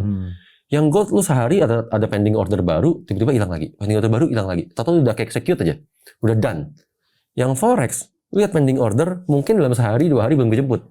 Saat dia udah open nggak langsung selesai. Artinya ini lebih santai dia. Iya. Ya kan? Dan ini kembali ke masing-masing orang. Kalau ini gue nggak bisa bilang mana lebih bagus. Unless lu awam. Dan kalau lu awam dan lu cuma orientasinya, yang penting mana ngasih gue profit paling besar. Betul. Toh gue sama-sama nggak ngerti pergerakannya. Nah ini lain cerita nih. Gitu. Jadi lu pilih sendiri. Oke, profit paling besar adanya di mana-mana aja. Kan? Ada di gold. Ya udah gue maunya gold only. Gue fokus di gold doang. Atau lu bahkan, gua nggak peduli gold, gua maunya semua. Berarti gua carilah analis paling jago di gold siapa, gua ambil 2 orang atau 3 orang. Analis paling jago di pound sterling siapa, gua ambil 2 orang 3 orang. Analis paling jago di yen siapa aja. Lu bisa tailor made semuanya. Oke? Dan dalam lu memilih, usahain jangan milih yang profit doang. Gitu. Lu sebenarnya udah masuk di fase yang cukup beruntung ya. Karena udah banyak kita update dan sekarang kita ada namanya score. Kita udah bikin scoringnya tuh, ibaratnya kayak KPI.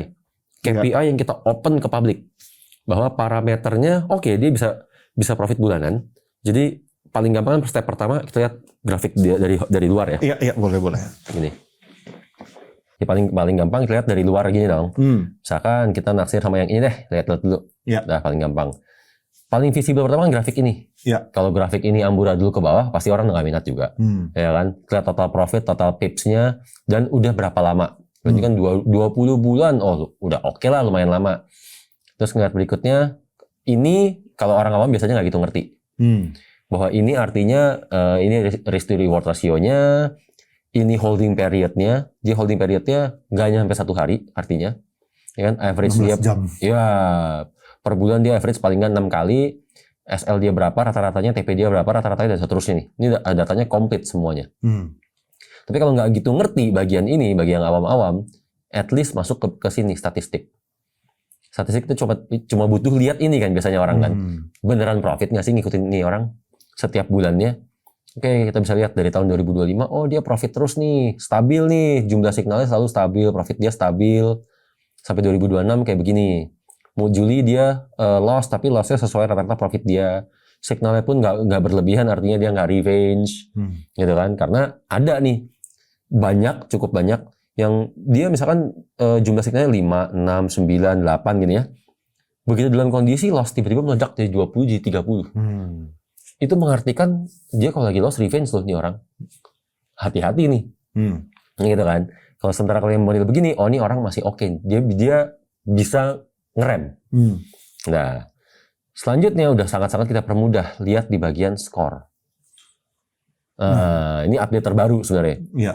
Nah, skornya artinya apa? Apakah maksudnya gini kan, kalau misalnya kita sebenarnya kan aplikasi lu ini kan mirip-mirip kayak e-commerce. Yep. Tapi e-commerce ini bukan untuk barang, tapi untuk analis lah. Betul. Lo udah banyak analis, habis itu ya yang mana yang kita pilih, jadi ada skor gini kan. Tapi ini kan berbeda sama kalau misalnya kayak kita buka di Tokped segala macam kan ada kayak bintang rating gitu kan. Iya. Cuman kalau misalnya itu kan itu berbeda, soalnya itu adalah rating yang dikasih oleh customer. Betul. Kalau misalnya ini kan adalah kan dari sistem berdasarkan matrix ini gitu kan. Betul. Nah, sedangkan yang kayak gue itu ada beberapa yang skornya itu rendah tapi subscriber banyak, ada beberapa yang skornya itu relatif oke tapi mungkin subscriber belum ada gitu misalnya. Nah, kayak gitu gimana cara ininya? Kalau yang skornya rendah, subscribernya banyak, itu subscriber dia udah banyak duluan dari sebelum ada sistem scoring. Gitu kan? Yang artinya orang udah trust aja sama dia. Gue tahu persis tuh ada satu yang ternyata setelah dikeluarin sistem scoring, skor dia nggak gitu tinggi loh. Tapi orang udah cuan dari dia setahun lebih. Udah nggak akan ditinggalin itu mah. Iya. Karena terbukti dalam setahun dia nggak goyang saat masuk subscriber banyak. Saat loss pun dia bisa ngendaliin, dia bisa ngerem. Ya udah aman gue di dia. Gue udah percaya kalau sama dia kan gitu. Iya. Sementara bagi yang baru-baru kita bisa lihat di sini. Ini ada 7 aspek ya. 7 aspek sebenarnya bisa lihat dari masing-masing sini. Tinggal pencet tombol I nih. Tapi gue jelasinnya singkat. Pertama yang kita lihat adalah level. Level kenapa ini jadi penting? Karena untuk lu naik level itu tuh sangat sulit di aplikasi ini. Lu ada jumlah signal bulanan wajib.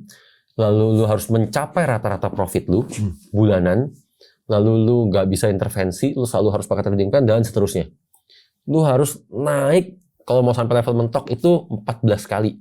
14 kali ini bukan berarti 1 tahun 4 bulan. Bukan berarti 1 tahun 2 bulan. Bisa jadi kan lu ada turun dulu, bisa jadi lu ada nggak naik level. Jadi 2 tahun rata-rata segitu lah orang naiknya. Untuk yang level tertinggi, yang legendnya itu. Betul. Jadi berarti legend itu butuh 14 bulan. 14 bulan paling cepat. Paling cepat kalau misalnya dia cuan terus. Tapi kan ya nggak mungkin kan. Nggak pernah ada. Nggak pernah ada. Rata-rata makanya 20 bulan. Gitu. Betul. Untuk mencapai si legend ini. Pernah ada di bawah 20 bulan cuma 1 orang. Gue lupa berapa persisnya.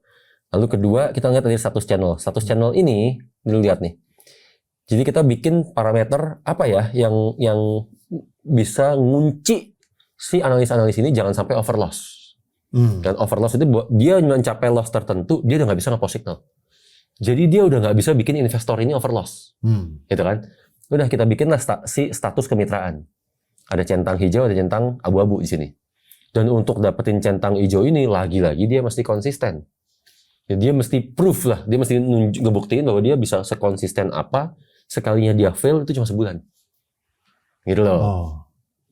Dan dia bisa kehilangan juga kalau gitu dong? Bisa kehilangan. Kalau misalnya dia loss-nya apa? Sekali dia kehilangan, dia ngulang lagi untuk dapetin kemitraan itu paling enggak 4 bulan nih kalau nggak salah. 4 bulan atau 8 bulan gitu. Untuk dapetin kemitraannya ulang. Lalu ada faktor subscriber, ini faktor penting. Karena banyak orang portonya bagus, karena saat dia bikin porto, kan lu berhadapan sama market. Lihat dong, masuk subscriber. Kali ini lu berhadapannya bukan sama market nih. Sama diri lu sendiri, sama ego. Apakah lu jadi over fear atau lu jadi over greed? Kemasukan subscriber. Benar dong? Iya. Udah tested atau belum? Betul. Dengan jumlah subscriber yang ada gitu ya? Iya. Kira-kira. Dan di sini banyak orang jadi goyang. Karena masuk subscriber terus, misalkan dia jadi kepikiran, gue udah punya 500 subscriber ya, gimana jadi punya 5.000 ya? Kira-kira subscriber bakal lebih seneng gak ya kalau gue kasih signal lebih banyak? Kira-kira subscriber bakal lebih seneng gak ya kalau gue bukan cuma di gold? Gitu kan? Jadi dia malah terlalu pengennya nambah subscriber dalam waktu cepat. Akhirnya dia ngelakuin hal-hal yang di luar kebiasaan dia. Gitu kan? Itu karena dia greedy sebenarnya kan? Atau dia over fear malahan. Kemasukan subscriber, aduh, gue mau nge-post signal, nanti orang lost gak ya? Takut sendiri dia. Gitu. Itu nggak baik juga. Makanya giliran dia udah tested tadi, ini menjadi kriteria yang penting buat kita. Untuk kita lihat nih, oh dia di sini skornya 4. Karena dengan jumlah subscriber sekian aja dia stabil. Gitu. Profit factor udah pasti ini gross profit berbanding gross loss. Ini penting karena kita pasti maunya profit. Monthly loss ratio ini juga kita ukur. Jadi loss terbesar dia berapa sih? Loss terbesar berbanding dengan rata-rata profit. Kenapa? Karena jangan sampai kayak yang loss terbesar dibandingkan dengan rata-rata profit. Oh, oke. Iya, jangan sampai kayak yang orang-orang bilang dong bahwa forex ini mengerikan, sekalinya loss habis. Iya. Itu kan karena sekalinya lu loss ngegulung semua profit lu. Benar. Gitu kan? Iya. Ini harus loss terbesar dia, jangan sampai over di atas rata-rata profit dia dong. Gitu. Lalu profit months. Profit months di sini diukur dalam 6 bulan, kita mengukurnya per 6 bulan. Lu bisa berapa bulan profitnya? Gitu kan? Karena ini kita belajar justru dari investor-investor. Banyak banget investor yang gue baru subscribe, dia loss nih. Langsung diganti. Padahal kalau lu akumulasi selama 6 bulan, dia sebenarnya profit loh. Seakan-akan orang ini nggak boleh loss sekalipun. Gitu kan? Iya. Gitu. Lalu terakhir recovery factor. Recovery factor ini sendiri ya untuk ngasih tahu ke lagi-lagi kayak kita baca dari investor-investor kita, dia loss emang loss. Pertanyaannya dia mampu recovery apa enggak? Gitu kan? Sehingga ini cara paling gampangnya untuk milih-pilih pertama kali. Iya. Sebenarnya. Jadi masuk, lihat statistiknya lu naksir semuanya. Kayak di paling atas juga lu udah lihat ada skornya, ada jumlah subscriber dan lain-lain, lalu ke bagian skor. Berarti bisa dibilang 3 itu lah ya, kayak skor, statistik, sama dia punya level dong. Kayak dia tuh udah legend atau enggak gitu betul, kira-kira. Betul. Iya. Nah, apakah ada ini ya, ada minimum ya? Misalnya nih, disarankan kita tuh baru subscribe ke orang yang di atas level sekian gitu.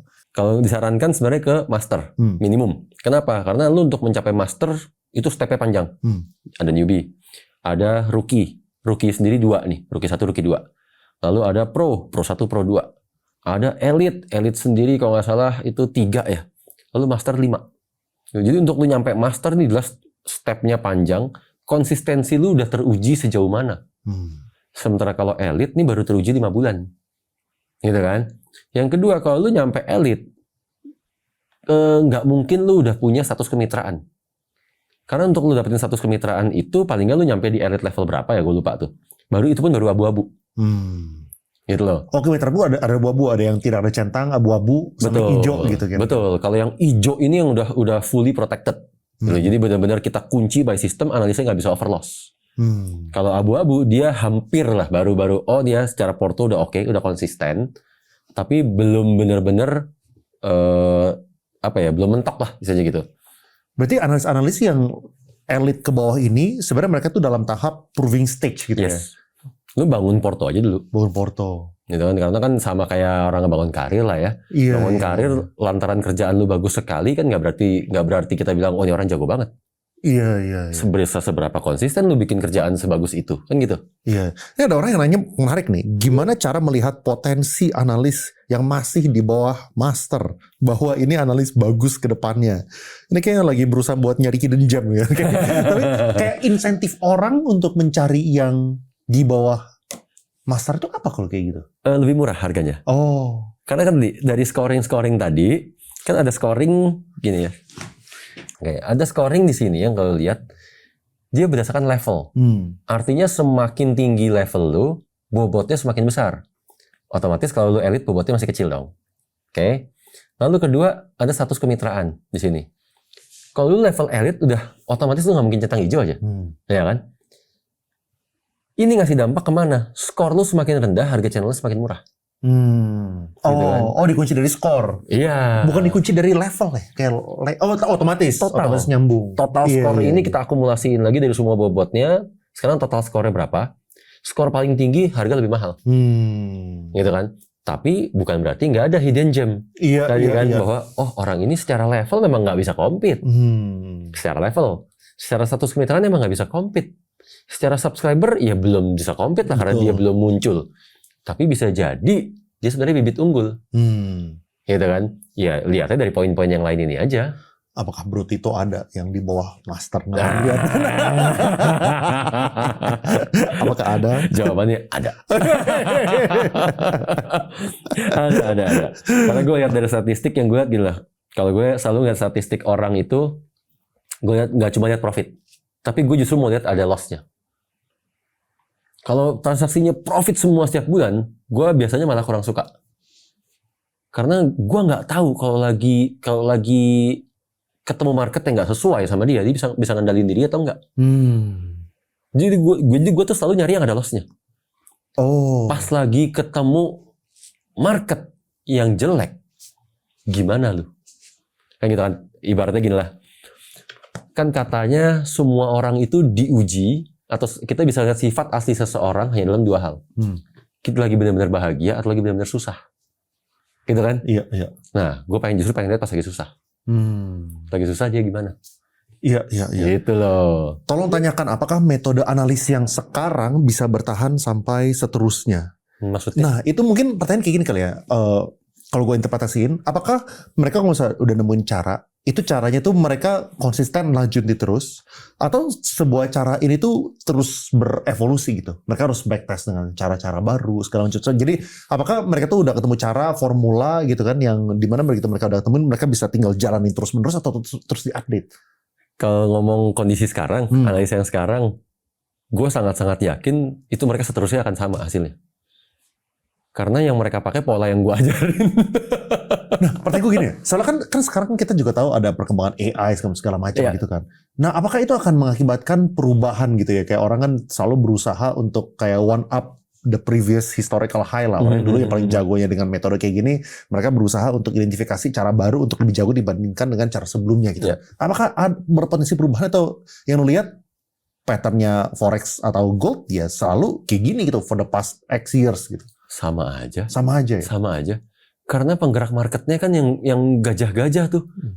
Yang paus-paus yang ada di ya banking di sana lah. Bank-bank besar, fund manager besar, mereka penggerak harganya kan. Mereka penggerakan harga tuh maksudnya kayak gimana sih? Maksudnya apakah kan kalau misalnya kita di saham kan ya ngomong-ngomong bandar gitu kan kayak seolah-olah gampang untuk satu orang ini mengontrol kapan mereka mau ngedam barangnya. Soalnya kan supply-nya misalnya kalau misalnya sebuah saham yang highly concentrated bisa aja 80% di mereka, 70% di mereka. Jadi kalau misalnya ada satu orang yang koleksi, kapan dia pencet sell, ya habis langsung gitu. Nah coba kalau misalnya gold ini kan jauh lebih decentralized kan, nggak ada satu party yang memiliki 80% supply gold. Betul. Gitu. Nah jadi gimana sih cara bandar itu bekerja gitu? Atau kayak yang penggerak besarnya, whales-nya? Kalau persisnya gimana gue nggak tahu karena gue nggak pernah benar-benar ada di sana. Yang gue bisa bayangin adalah cara kerjanya sebenarnya sama seperti waktu gue kerja sebagai dealer. Bahwa gue waktu sebagai dealer, gue lihat transaksi dari klien-klien retail berarti kan. Transaksi retail ini gue kumpulin dulu semuanya. Kan total terkumpul ada 5.000 lot buy. misalkan, dan 2.000 lot sell. Artinya gue net buy nih 3.000. Saat gue net buy 3.000, gue masih siap mau ambil resikonya atau enggak? Berdasarkan analisa perusahaan, berdasarkan analisa dari chief dealer misalkan, atau view dari owner. Kalau owner masih mau pegang, ya pegang, gitu kan? Begitu dari chief dealer bilang atau dari kita yang di tim dealing bilang enggak nih, udah mentok nih, resistensinya udah nggak bisa jebol nih, berat nih. Kita juga udah ngeliat ada pergerakan mulai pada buangin barang misalkan. Oke, kita juga akhirnya kita harus buang. 3.000 net buy ini harus kita buang dong. Bisa kita buang ke samping, artinya ke sesama broker. Misalkan kita kontak teman, lu masih mau makan barang nggak? Kan gue punya 3.000 lot buy. Kalau samping-samping nggak ada yang mau, kita lempar ke atas. Lempar ke atas artinya ya bigger player lah, LP punya bigger player lagi, bank, major bank. Kan? Tapi lu bayangin sekali lempar 3.000 lot. Itu baru kelas broker tuh. Kelas broker retail. Sementara kelas LP pas ngelempar ke bank, itu berapa lot? Berarti. Ya kan? Sama. Jadi gue sih bayangin ya, theoretically ya. Theoretically ini cuma semua saling hedging. Berdasarkan barang yang mereka pegang. Gitu loh. Barang yang mereka pegang, mereka ngerasa udah cukup, exposure-nya mereka ngerasa cukup, risk yang mereka udah nggak mau ambil, mereka buang barangnya. Dan kalau udah kelasnya JP Morgan yang dia nomor satu di dunia pun mereka dari market cap cuma megang 6% kalau nggak salah, atau 8% lah. Mereka buang barang pasti ambruk harga. Atau mereka beli barang pungut banyak pasti harga naik. Dasarnya apa? Pasti dasarnya dari hedgingan mereka, dari exposure yang mereka punya. Iya, gitu. iya. Mereka bisa ada semua data itu. Jadi apakah mereka bisa jadi first to act gitu nggak sih? Mereka lihat itu kayak, oh. Kalau menurut film sih iya bisa. Tapi in real life gue nggak pernah tahu lah. Gue nggak mau berspekulasi di situ. Iya.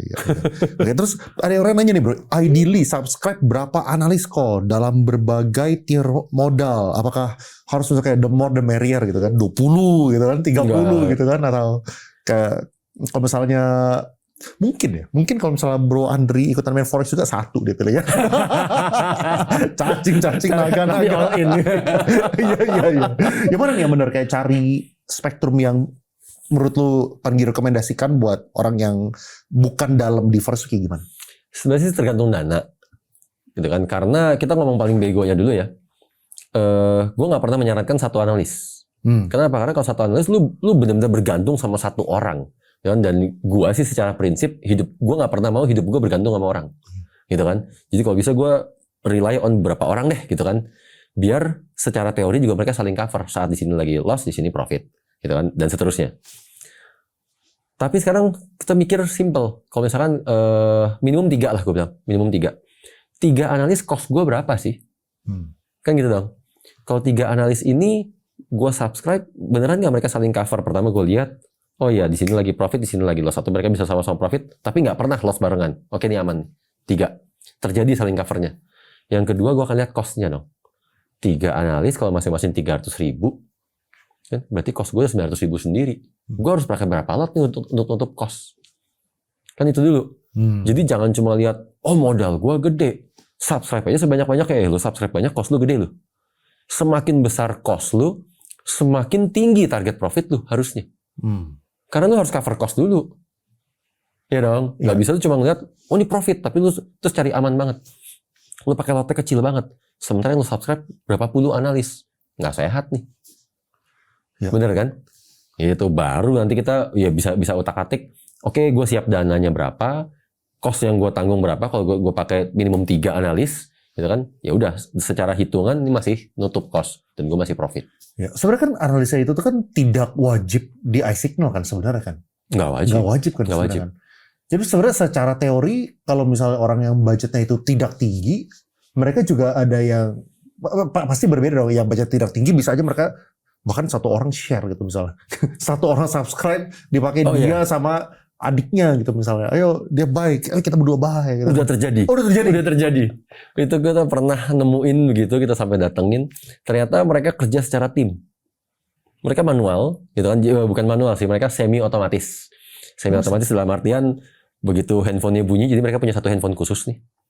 Handphonenya bunyi ting, gitu kan? Oh berarti ada signal. Kan ada signal, langsung dia langsung post di grup apa dia kalau misalnya lagi barengan dia satu komando. Oke, kita buy gold sekarang. Kan di harga sekian, pending ordernya sekian gini, baca karena kan pending order. Benar. Di execute sama 5 orang. Iya. Gitu kan. Itu udah terjadi. Semuanya masuk pending order. Gitu. Terus lu menanggapi itu kayak gimana? Ya mau gimana? Mau gue bilang jangan juga emang bisa. Iya. Emang gue bisa babysitting mereka. Iya. Gitu kan. Iya. Tapi ya udahlah. Pasti natural selection juga sih. Betul. Itu ya, kan modal kalau misalnya nggak cukup ya buat mereka juga kerja lebih keras aja. Betul. Akhirnya mereka itu kenapa gue sebutin karena mereka shift-shiftan. Oh. 24 hours. Jadi analisa ngasih signalnya kan bisa jam berapapun. Bunyi ting, oke sekarang lagi shift siapa shift lu ya, ya udah. Bisa gue ketiduran ya. Habis nonton bola final ketiduran gitu. Itu udah terjadi kok. Gitu. Salah update bilang bye malah sell. Dan banyak juga yang pakai semi otomatis ini karena mereka tadi sambil trading secara aktif. Jadi mereka hanya pakai ini sebagai second opinion. Oh. Gitu. Mereka nggak benar-benar murni ngikutin. Gue cuma butuh second opinion. Gue udah lihat porto lu, oke porto lu bagus. Style-nya sesuai sama gue, sama-sama kita trend, gitu kan. Tapi gue tetap pengen trading sendiri, gitu kan. Jadi saat signalnya ting, buy. Oh ya, gue lagi buy juga sih. Harganya beda-beda tipis ya. Udah gue ikutin punya lo deh. Berapa persen menurut lu orang yang kayak gitu versus yang fully automated gitu? Gue nggak tahu persisnya ya. Kalau nggak, maksudnya kalau berapa persen yang dia untuk trading mandiri, gue nggak tahu. Oke. Tapi kalau dia yang pakai semi otomatis itu cukup tinggi sebenarnya di kita. Soalnya semi otomatis artinya dia tidak subscribe ke iSignal-nya. Betul. Dia cuma subscribe ke channel-nya. Betul. Gitu kan. Itu 10% aja kayaknya lebih deh. Oh, berarti mayoritas itu iSignal dong? Mayoritas iSignal. Mayoritas iyalah, mayoritas. Ya. Tapi ya pastilah orang pilih yang otomatis. Ya kalau misalkan pilih yang lazy, easy, terus more money pula. Iya. Gitu. Menarik. Awal bangun tim TF apa tantangan terbesar membangun tim trader? Wah, kalau tim trader mah trust lah, nggak jauh-jauh. Trust. Karena yang kita kasih secret recipe. Bener dong, kita mau ngebangun restoran. Lu bukannya invite banyak orang kayak gitu ya? Tim trader kan tim trader TF katanya. Oh, itu berbeda. Tim trader TF artinya tim internal kita yang trading. Oh. Gue sih nangkapnya begitu ya, lu nangkapnya apa? Iya. Oke, terus tapi kalau konsep tim trader TF kan cuman buat dipakai lu sendiri doang kan? Iya, benar tradingan internal perusahaan. Internal perusahaan. Iya. Oh. Makanya kalau lihat di sini semua account gue investor password. Oh. Karena yang ya nahkodanya semua timnya kan investor password nih. I see. Lalu yang ini sama investor password. Iya. Nahkodanya tim, ada chief trader sendiri. Oh. Total 10 orang. Oh. Gitu. Sampai baru jadi 10 sejak 1 tahun terakhir. Tadinya 7 orang. Terus kalau misalnya lu ngelawan tim trader lu lawan kayak top tiernya iSignal, hasilnya orang-orang yang di channel-channel buat iSignal, udah pernah kelihatan hasilnya belum? Menarik juga ya. Belum pernah gue pikirin tuh. Mungkin lu bisa bikin 2 akun bro. Kan gue bikin 3 akun. Lu bikin open 2 ya. Satu yang dari iSignal, satu lagi tim trader. Tambah mau kreatif, tambah banyak akunnya. Iya. Something to consider. Iya, tapi takutnya pride-nya kesenggol lagi. Loh, kan science. Ya, Let tapi science to itulah. the work. Kalau dibilang challenge terbesarnya tadi dari tim trader, trust. Karena pertama kali benar-benar gue ngasih tahu metodenya, mereka yang jalanin, dan sebenarnya mereka bisa kabur kemanapun juga untuk mereka jalanin sendiri. Benturan mereka di awal paling cuma modal, gitu kan. Tapi once lu modalnya kekumpul cukup, mereka sebenarnya bisa jalan sendiri. Iya. Susahnya cuma di situ. Iya. Dan, terus kalau misalnya yang iSignal kan dia kan ada minimum limit ya kan. Kalau saya yang akun Ultimate kalau nggak salah kan, yang $3,000. Di sini kan pakai packnya 1/10,000 gitu. Betul. Nah, artinya kan 30 juta gitu kan. Nah itu kenapa sih ada minimum itu? Apakah ada alasan tertentu? Alasan tertentu lebih ke account iSignal ini leverage-nya 150. Oh. Gitu. Kenapa harus pakai 150? Karena brokernya harus lempar ke LP dengan leverage yang lebih mahal lagi, 120. 120 sampai ada 130 lah, tergantung. Brokernya pakai, untuk sekarang udah ada 6 LP. 6 LP ini ada yang 1/20, 1/30, 1/30, rata-rata segituan. Artinya kan broker udah pastilah. Mereka nggak masalah klien profit. Gitu kan, mereka memfasilitasi klien profit, tapi nomboknya jangan kebanyakan. Kalau mereka pakainya leverage 1/100, ini nomboknya banyak banget. Klien execute satu lot cuma kena $1,000. Broker kenanya berapa kali lipat, mungkin bisa kenanya 6.000, Ya, artinya kan broker store duitnya jauh lebih besar. Gitu loh.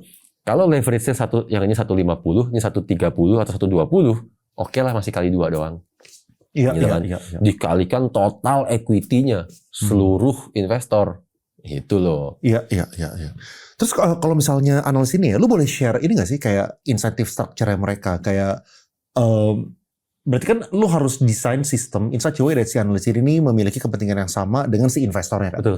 So mereka kan dibayar dengan subscriber. Tadi kan subscriber mereka ada kayak profit sharingnya gitulah. Yeah. Otomatis mereka berkepentingan untuk pertama jumlah dinaikin, kedua retention juga supaya orang stay gitu. Betul.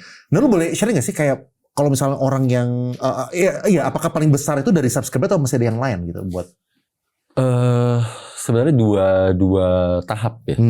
Di awal lu baru ngebangun Porto, lu belum ada subscriber, hasilnya lu sebenarnya income lu dari hasil profit tuh sendiri. Lu profit ada value-nya yang kita hitung. Setiap kali lu profit tuh ada value-nya. Jadi misalkan tapi kan dia nggak beli trading sendiri. Profit, analisa lu profit. Analisanya profit. Oke. Analisanya bukan uang dia sendiri yang profit kan? Bukan. Oke. Analisa lu profit, kita bayar gitulah simpelnya. Oh, ya kan? Karena nggak ada duitnya. Nggak ada duitnya, nggak apa-apa. Gitu kan? Karena kan kita udah sangat-sangat yakin nih mengusung konsep belajar dibayar. Iya dong. Tapi lu ikut aturan main gua. Kan gitu. Iya. Ya udah lu belajar dibayar. Saat belajar dibayar ini ada nilai-nilainya. Saat lu nyampe level pro, itu setiap profit lu nilainya berapa? Saat lu di level elite, setiap profit lu nilainya berapa? Gue nggak udah lupa sih gue. Yang gue inget cuma saat lu udah di level legend, angka pengali lu itu kalau nggak salah 20.000 atau berapa gitu dari setiap poinnya atau dari setiap apanya gitu. Artinya semua analis juga pasti maunya level legend. Nggak ada alasan dari profit maksudnya. Dari profitnya.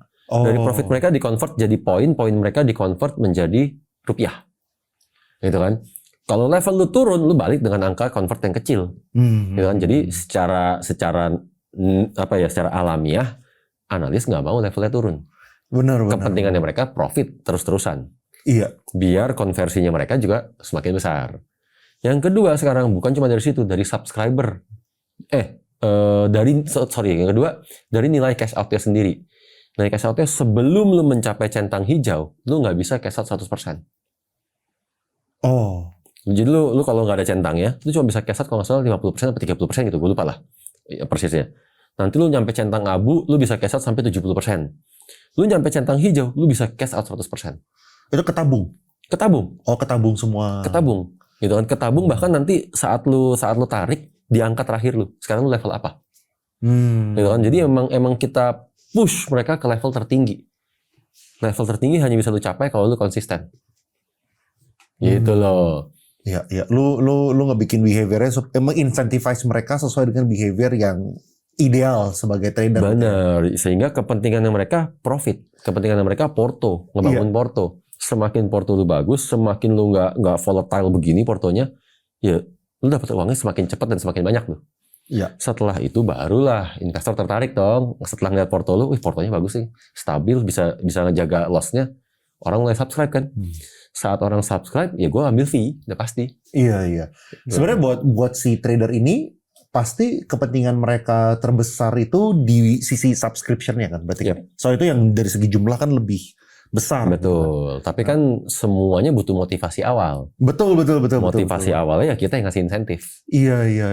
Gitu loh. Iya kan langsung itu kan ada misalnya kayak 1.000 subscriber 300 juta sebulan. Iya. Udah yang ratusan juta sebulan udah ya lu bisa lihat sendiri lah ada. Iya. Yang orang tinggal is public information kan. Tinggal betul. Kaliin aja kayak harga per subscription-nya dikalikan dengan jumlah subscribernya gitu. Betul. Kan. Orang-orang yang 50 juta, 100 juta gitu sebenarnya kerja apa bro? Lu tahu gak sih? Yang 50 juta, 70 juta, 100 juta, 200 juta sebulan. Yang paling gede sekarang udah resign. Tadinya sebelumnya dia kerja di perusahaan tambang. Oh sekarang dia full time ini analis. Sekarang dia jadi full time analis. Tadi dia kerja di perusahaan tambang. Gaji berapa tuh dulunya? Wah, gue nggak tanya. Tapi ya perusahaan tambang mestinya lumayan lah ya. Iya. Tapi lumayan. Ya paling 20 misalnya 30 ya, gitu. Buat sampai ke 300 kan. Gila, nggak mungkin lah. Lu sampai ratusan juta ini udah direkturnya tambang mungkin. Iya, makanya. Gitu nggak, makanya dia resign tuh. Iya, makanya dia resign. Dia resign jadi full time analyst. Lalu yang ada lagi, wah macam-macam ya kalau ngomong kerjanya. Ada yang kerja di bank, resign juga udah. Ada yang kerjanya, bukan kerja,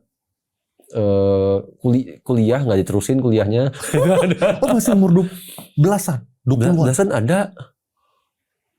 Random banget. Income dia bisa lebih gede daripada orang tuanya kali kalau kayak gitu. Udah terjadi banyak kali itu. Banyak. Iya, sebenarnya mereka juga memiliki kepentingan yang besar untuk menjaga subscribernya itu sih. Pasti. Gara-gara itu ya. Karena kita bikin konsepnya gini loh. Gue sangat-sangat yakin kalau jerih payah lo itu nggak mudah, kalau porto lo itu nggak mudah dicapainya. Lo benar-benar harus struggle. Ya kan, lo benar-benar harus been through everything. Nggak semudah itu juga lo akan ngancurin porto lo. Bener-bener sayang banget lah. Sayang. Jadi bukan cuma semata-mata urusannya duit, tapi juga ini jadi payah lo semua lo. Bener. Gitu kan. Sehingga aspeknya orang untuk benar-benar konsisten dan dia ngejaga portonya dan dia kemauan belajar dia itu jauh lebih tinggi akhirnya. Iya. Yang dia keep berapa, yang analisa keep berapa persen dari subscriber? Dari subscriber? Berapa persen? Gua cuma ambil 17,7%. Sisanya 80-an lebih buat dia lah, 50%. Ya.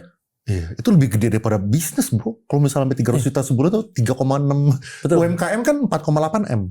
Omset. Dengan startingnya tanpa modal. Tanpa modal. Ini juga nggak ada cost buat dia kan. Betul. Dia kan nggak punya employee. Nggak ada. Ya, emang. Cost lu waktu. Iya. Cost lu waktu, cost lu niat. Dah, komitmen. Iya. Lu nggak mau jualinnya ke orang asing gitu, kayak bule-bule gitu? Belum. Indo dulu. Kita majukan Indonesia dulu. Iya. Konsepnya menarik sih sebenarnya. Sampai kapan udah harus unsub analis? Ini orang yang Bro Rahmat nih, ini kayaknya senior gue nih, udah pakai duluan. Thanks puluhan jutanya TF buat biaya saya kuliah. Thanks Pak Tito. Wih, masih kuliah ternyata. Senior tapi masih kuliah. Bro, lu kalau misalnya mau bisikin pakai siapa boleh. Bisikin ke gue aja. Nggak bener nih. Iya. Harus unsub sih kalau gue secara pribadi, tapi ini personal. Personal gue biasa ngeliatnya setelah 2 bulan atau 3 bulan, maksimum di 3 bulan. Dan itu saat gue ngeliat anomali. Jadi ada perubahan behavior. Misalkan di analis normalnya dia 10 signal, 15 signal. Kau tahu-tahu dalam 2 bulan ini dia melar ke 20-30 signal. Kan? Jadi kalau udah sampai kayak gitu, gue ngeliatnya lebih dalam sih malahan. Lebih dalam, marketnya emang apa sih? Kok bikin dia sampai kayak begini? Di dalam kondisi apa sih dia bisa tiba-tiba agresif? Kan? Jadi gue bisa ngeliatnya lebih detail, gue breakdown. Kok dia biasanya cuma 1 signal, atau bisa double ya? Dalam kondisi apa nih? Setelah gue datain, pas lagi loss. Revenge nih dia nih. Gitu kan? Lu revenge di bulan pertama, oke lah gue masih maafin lu. Tapi lu ulangin sampai bulan ketiga, udah gue tinggal. Gitu kan? Apalagi kalau sampai revenge lu udah ngelebihin rata-rata profit lu. Gitu loh. Kalau lu masih di rata-rata profit lu, fine lah. Dan siapa sih manusia yang nggak pernah revenge? Siapa sih manusia yang nggak pernah kepleset lah, gitu kan? Nggak apa-apa. Gitu. Tapi kalau di bulan kedua, lu begitu lagi, udah mulai nih lampu kuning. Ya dong. Di bulan ketiga lu lakuin itu lagi, udah lampu merah. Tapi kalau misal ini kan udah mengulang terus berkali-kali kan, untuk nggak boleh revenge trade, harus disiplin, segala macam kan. Kayak kira-kira kan, dan tadi kita juga udah, lu juga bilang, udah kelihatan lah kayak mereka tuh memiliki kepentingan yang sangat besar untuk menjaga mereka punya porto maupun mereka punya subs gitu kan. Nah, kenapa mereka bisa jatuh ke sana? Biasanya apakah gara-gara ada apa gitu? Apakah lebih ke masalah pengen cepet kayaknya kah? Pengen lebih ke situ kebanyakan? Kebanyakan justru faktor-faktor yang menurut kita sepele tapi sebenarnya enggak, yaitu terlalu banyak mikirin subscriber lah, urusan gengsi lah. Pernah nih ada satu analis, gue tahu persis nih orangnya. Cuma lantaran dia tadinya nomor 1 di app kita. Dulu kan bentuknya nggak kayak sekarang nih. Kalau sekarang kan setiap kali kita refresh muncul yang ada di feature channel tuh beda-beda. Kalau dulu tuh bener-bener peringkat 1 gitu loh. Dia peringkat 1 dan dia turun ke peringkat 3. Dia berusaha balik ke peringkat 1. Wah, konyol sekali. Urusan gengsi, urusan nyenengin mata. Dan dia yang dia lakuin adalah ya udah dia cobain pakai pair lain. Dia coba masukin di momen-momen yang bukan metode dia. Berusaha mau profit lebih besar biar dia cepat balik ke nomor 1. Gue bilang, ini konyol banget loh. Tapi ternyata cukup banyak orang yang kena urusan begitu-gituan, urusan gengsi. Yang urusan gengsi, urusan greed tadi maunya subscriber lebih banyak, atau urusan ya takut. Kan takutnya bukan takut ya. Mungkin lebih tepatnya guilty. Saat dia loss bulanan, dengan satu bulan itu dia loss, dia ada perasaan bersalah. Ada moral burden terhadap investor-investornya. Sehingga dia pengen buru-buru balikin malahan. Alhasil makin dalam.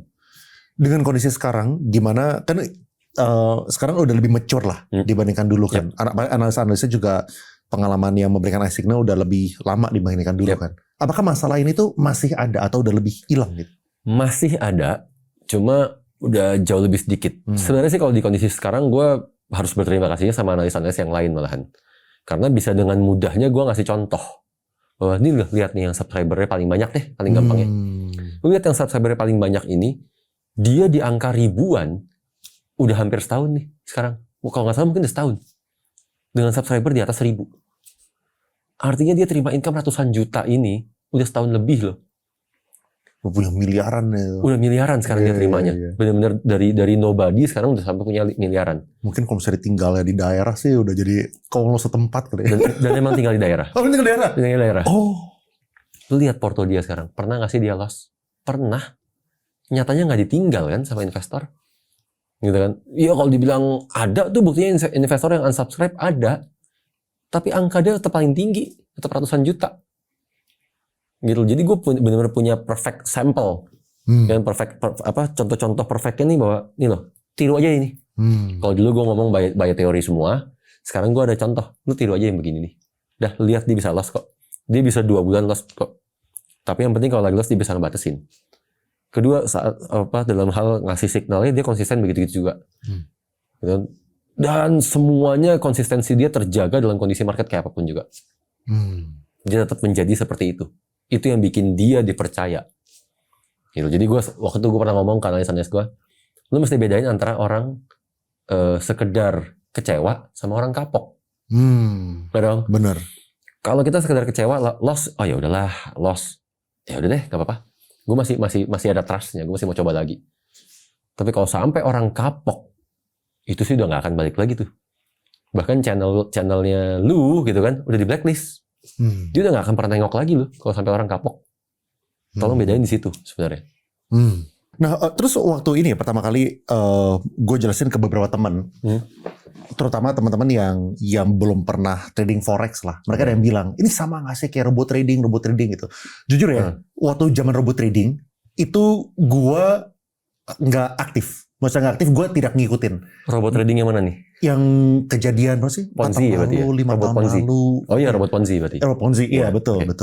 Nah itu kayak gimana sih? Yang dulu itu kayak gimana? Yang sekarang yang lu punya itu kayak gimana? Oh jauh banget. Kalau yang robot trading itu kan bener-bener ya lu. Itu apakah ada manusianya juga kalau kayak gitu? Ada banditnya.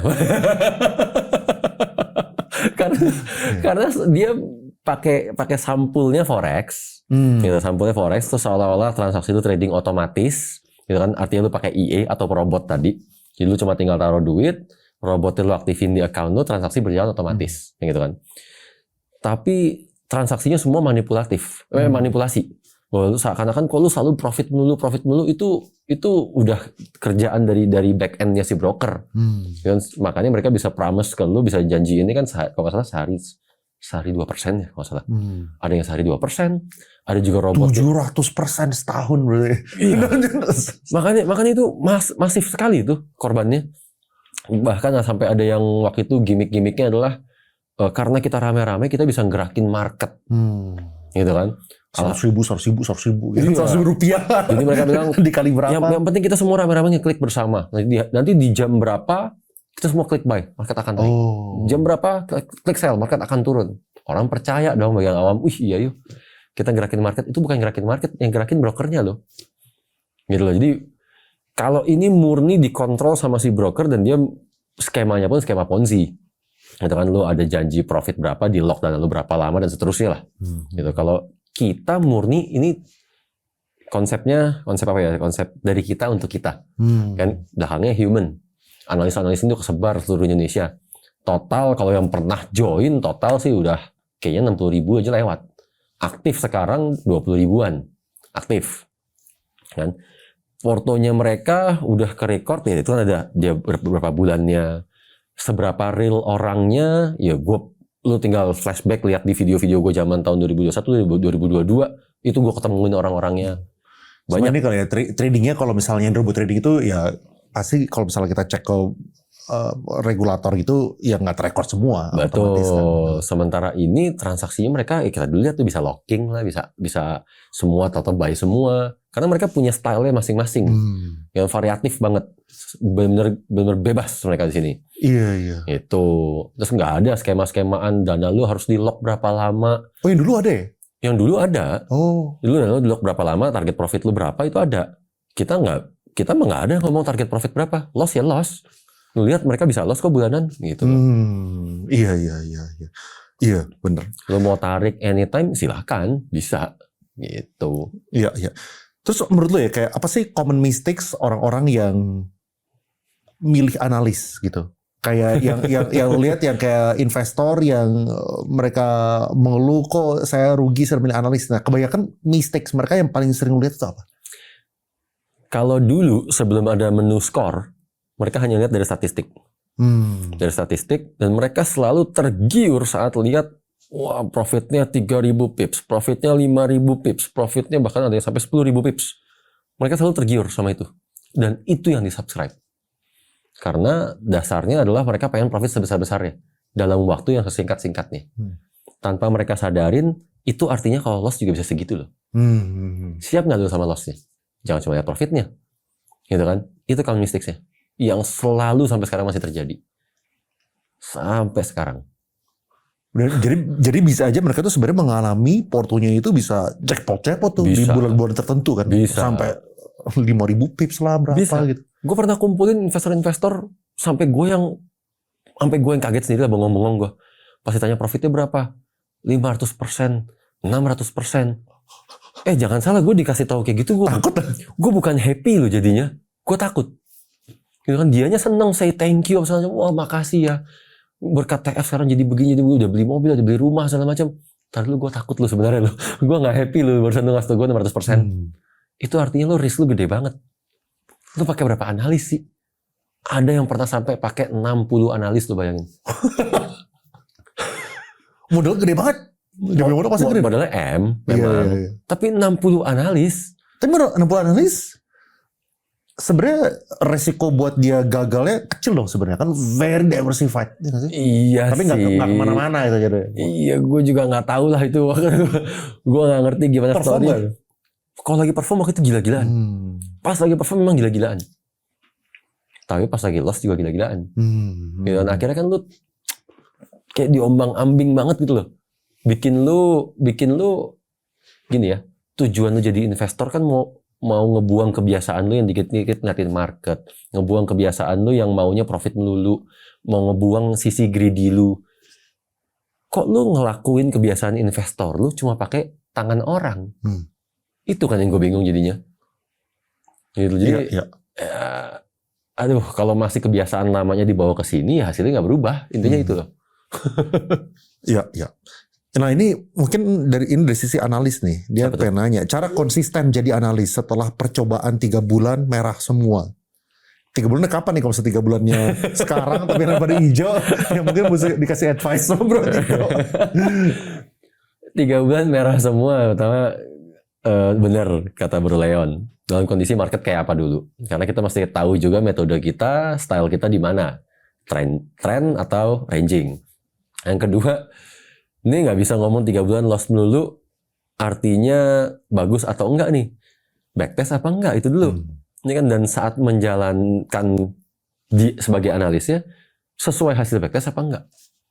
Kan gitu.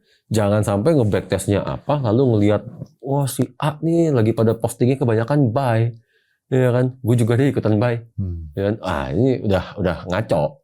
Jadi banyak faktor ya kalau ngomong konsisten. Satu pasti backtest dulu. Backtest, benar-benar backtestnya jangan cuma asal backtest, jangan cuma ikut apa kata orang, harus sesuai metodenya sendiri, karena kita harus nyaman.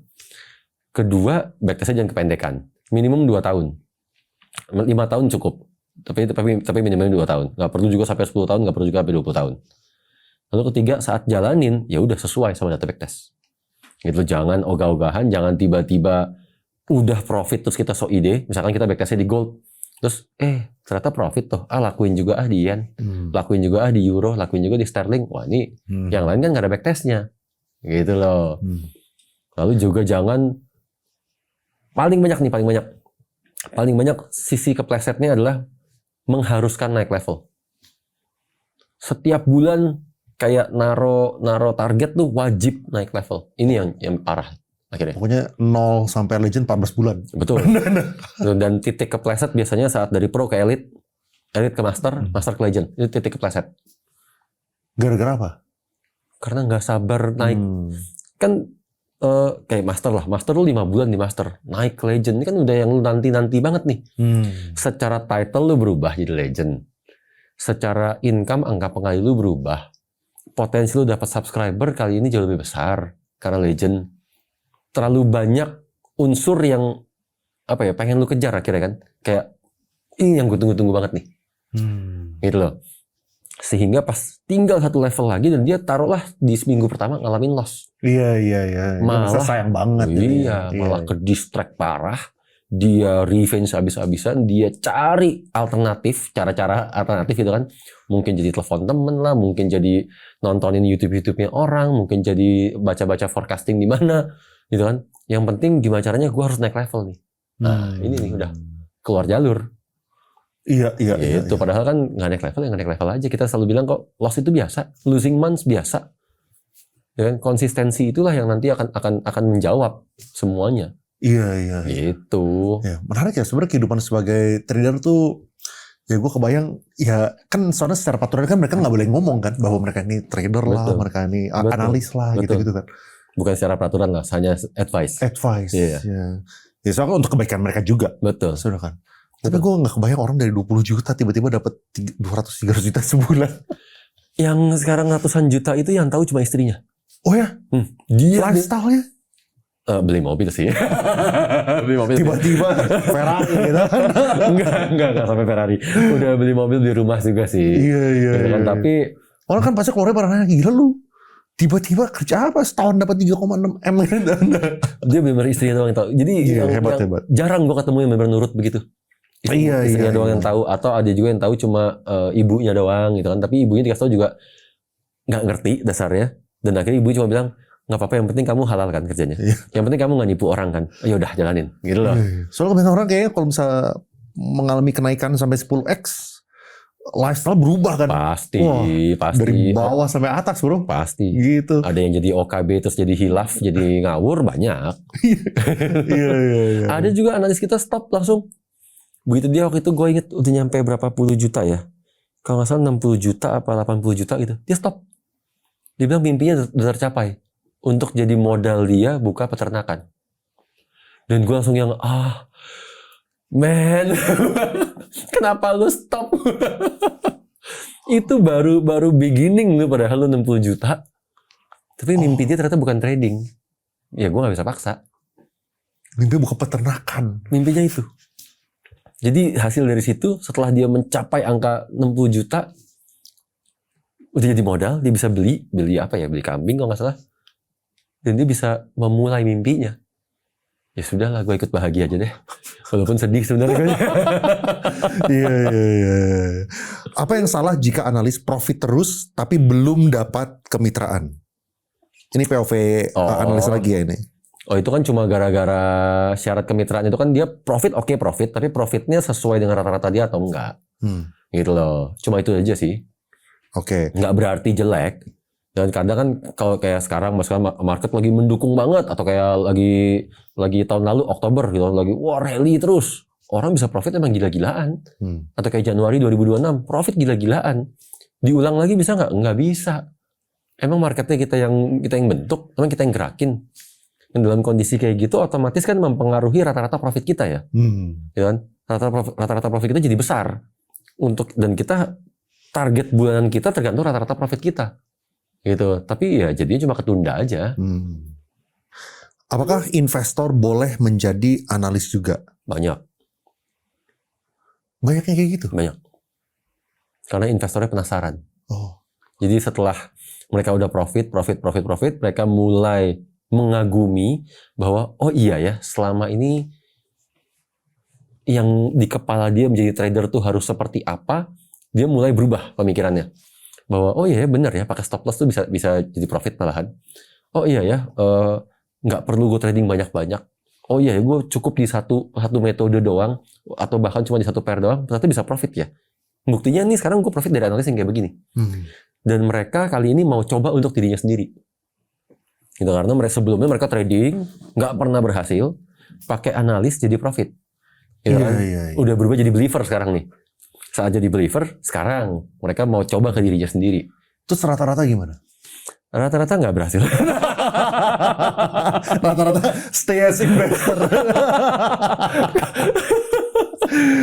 Karena apa ya, gue nggak tahu ya, ngendaliin dirinya itu yang susah. Beda loh. Lu kalau jadi analis kan dikuncinya sama sistem kita, sama app kita. Iya. Lu nggak bisa keluar jalur, lu nggak bisa intervensi karena memang lu nggak bisa intervensi, di lock by sistem. Begitu si investor ini trading sendiri, ya kan, wah beda nih. Ya kan, dia banyak intervensi. Atau begitu dia ngejalanin sebagai analis, dianya yang serba apa ya, nggak yakin, yang serba nggak, ya pasti banyak yang nggak backtest itu dulu lah. Backtest saya udah males. Lalu saat jalanin sebagai analis juga nggak bener-bener apa ya, telaten ataupun disiplin. Misalkan dia backtest pakai time frame-nya H4, artinya per 4 jam sekali lu ngecek lu, kan? Ya lu bayangin lah, investor udah enak-enak terima duit, tiba-tiba harus kerja 4 jam sekali ngeliat market, banyak miss dong. Gitu loh. Ya skill setnya beda lah. Beda skill set. Iya.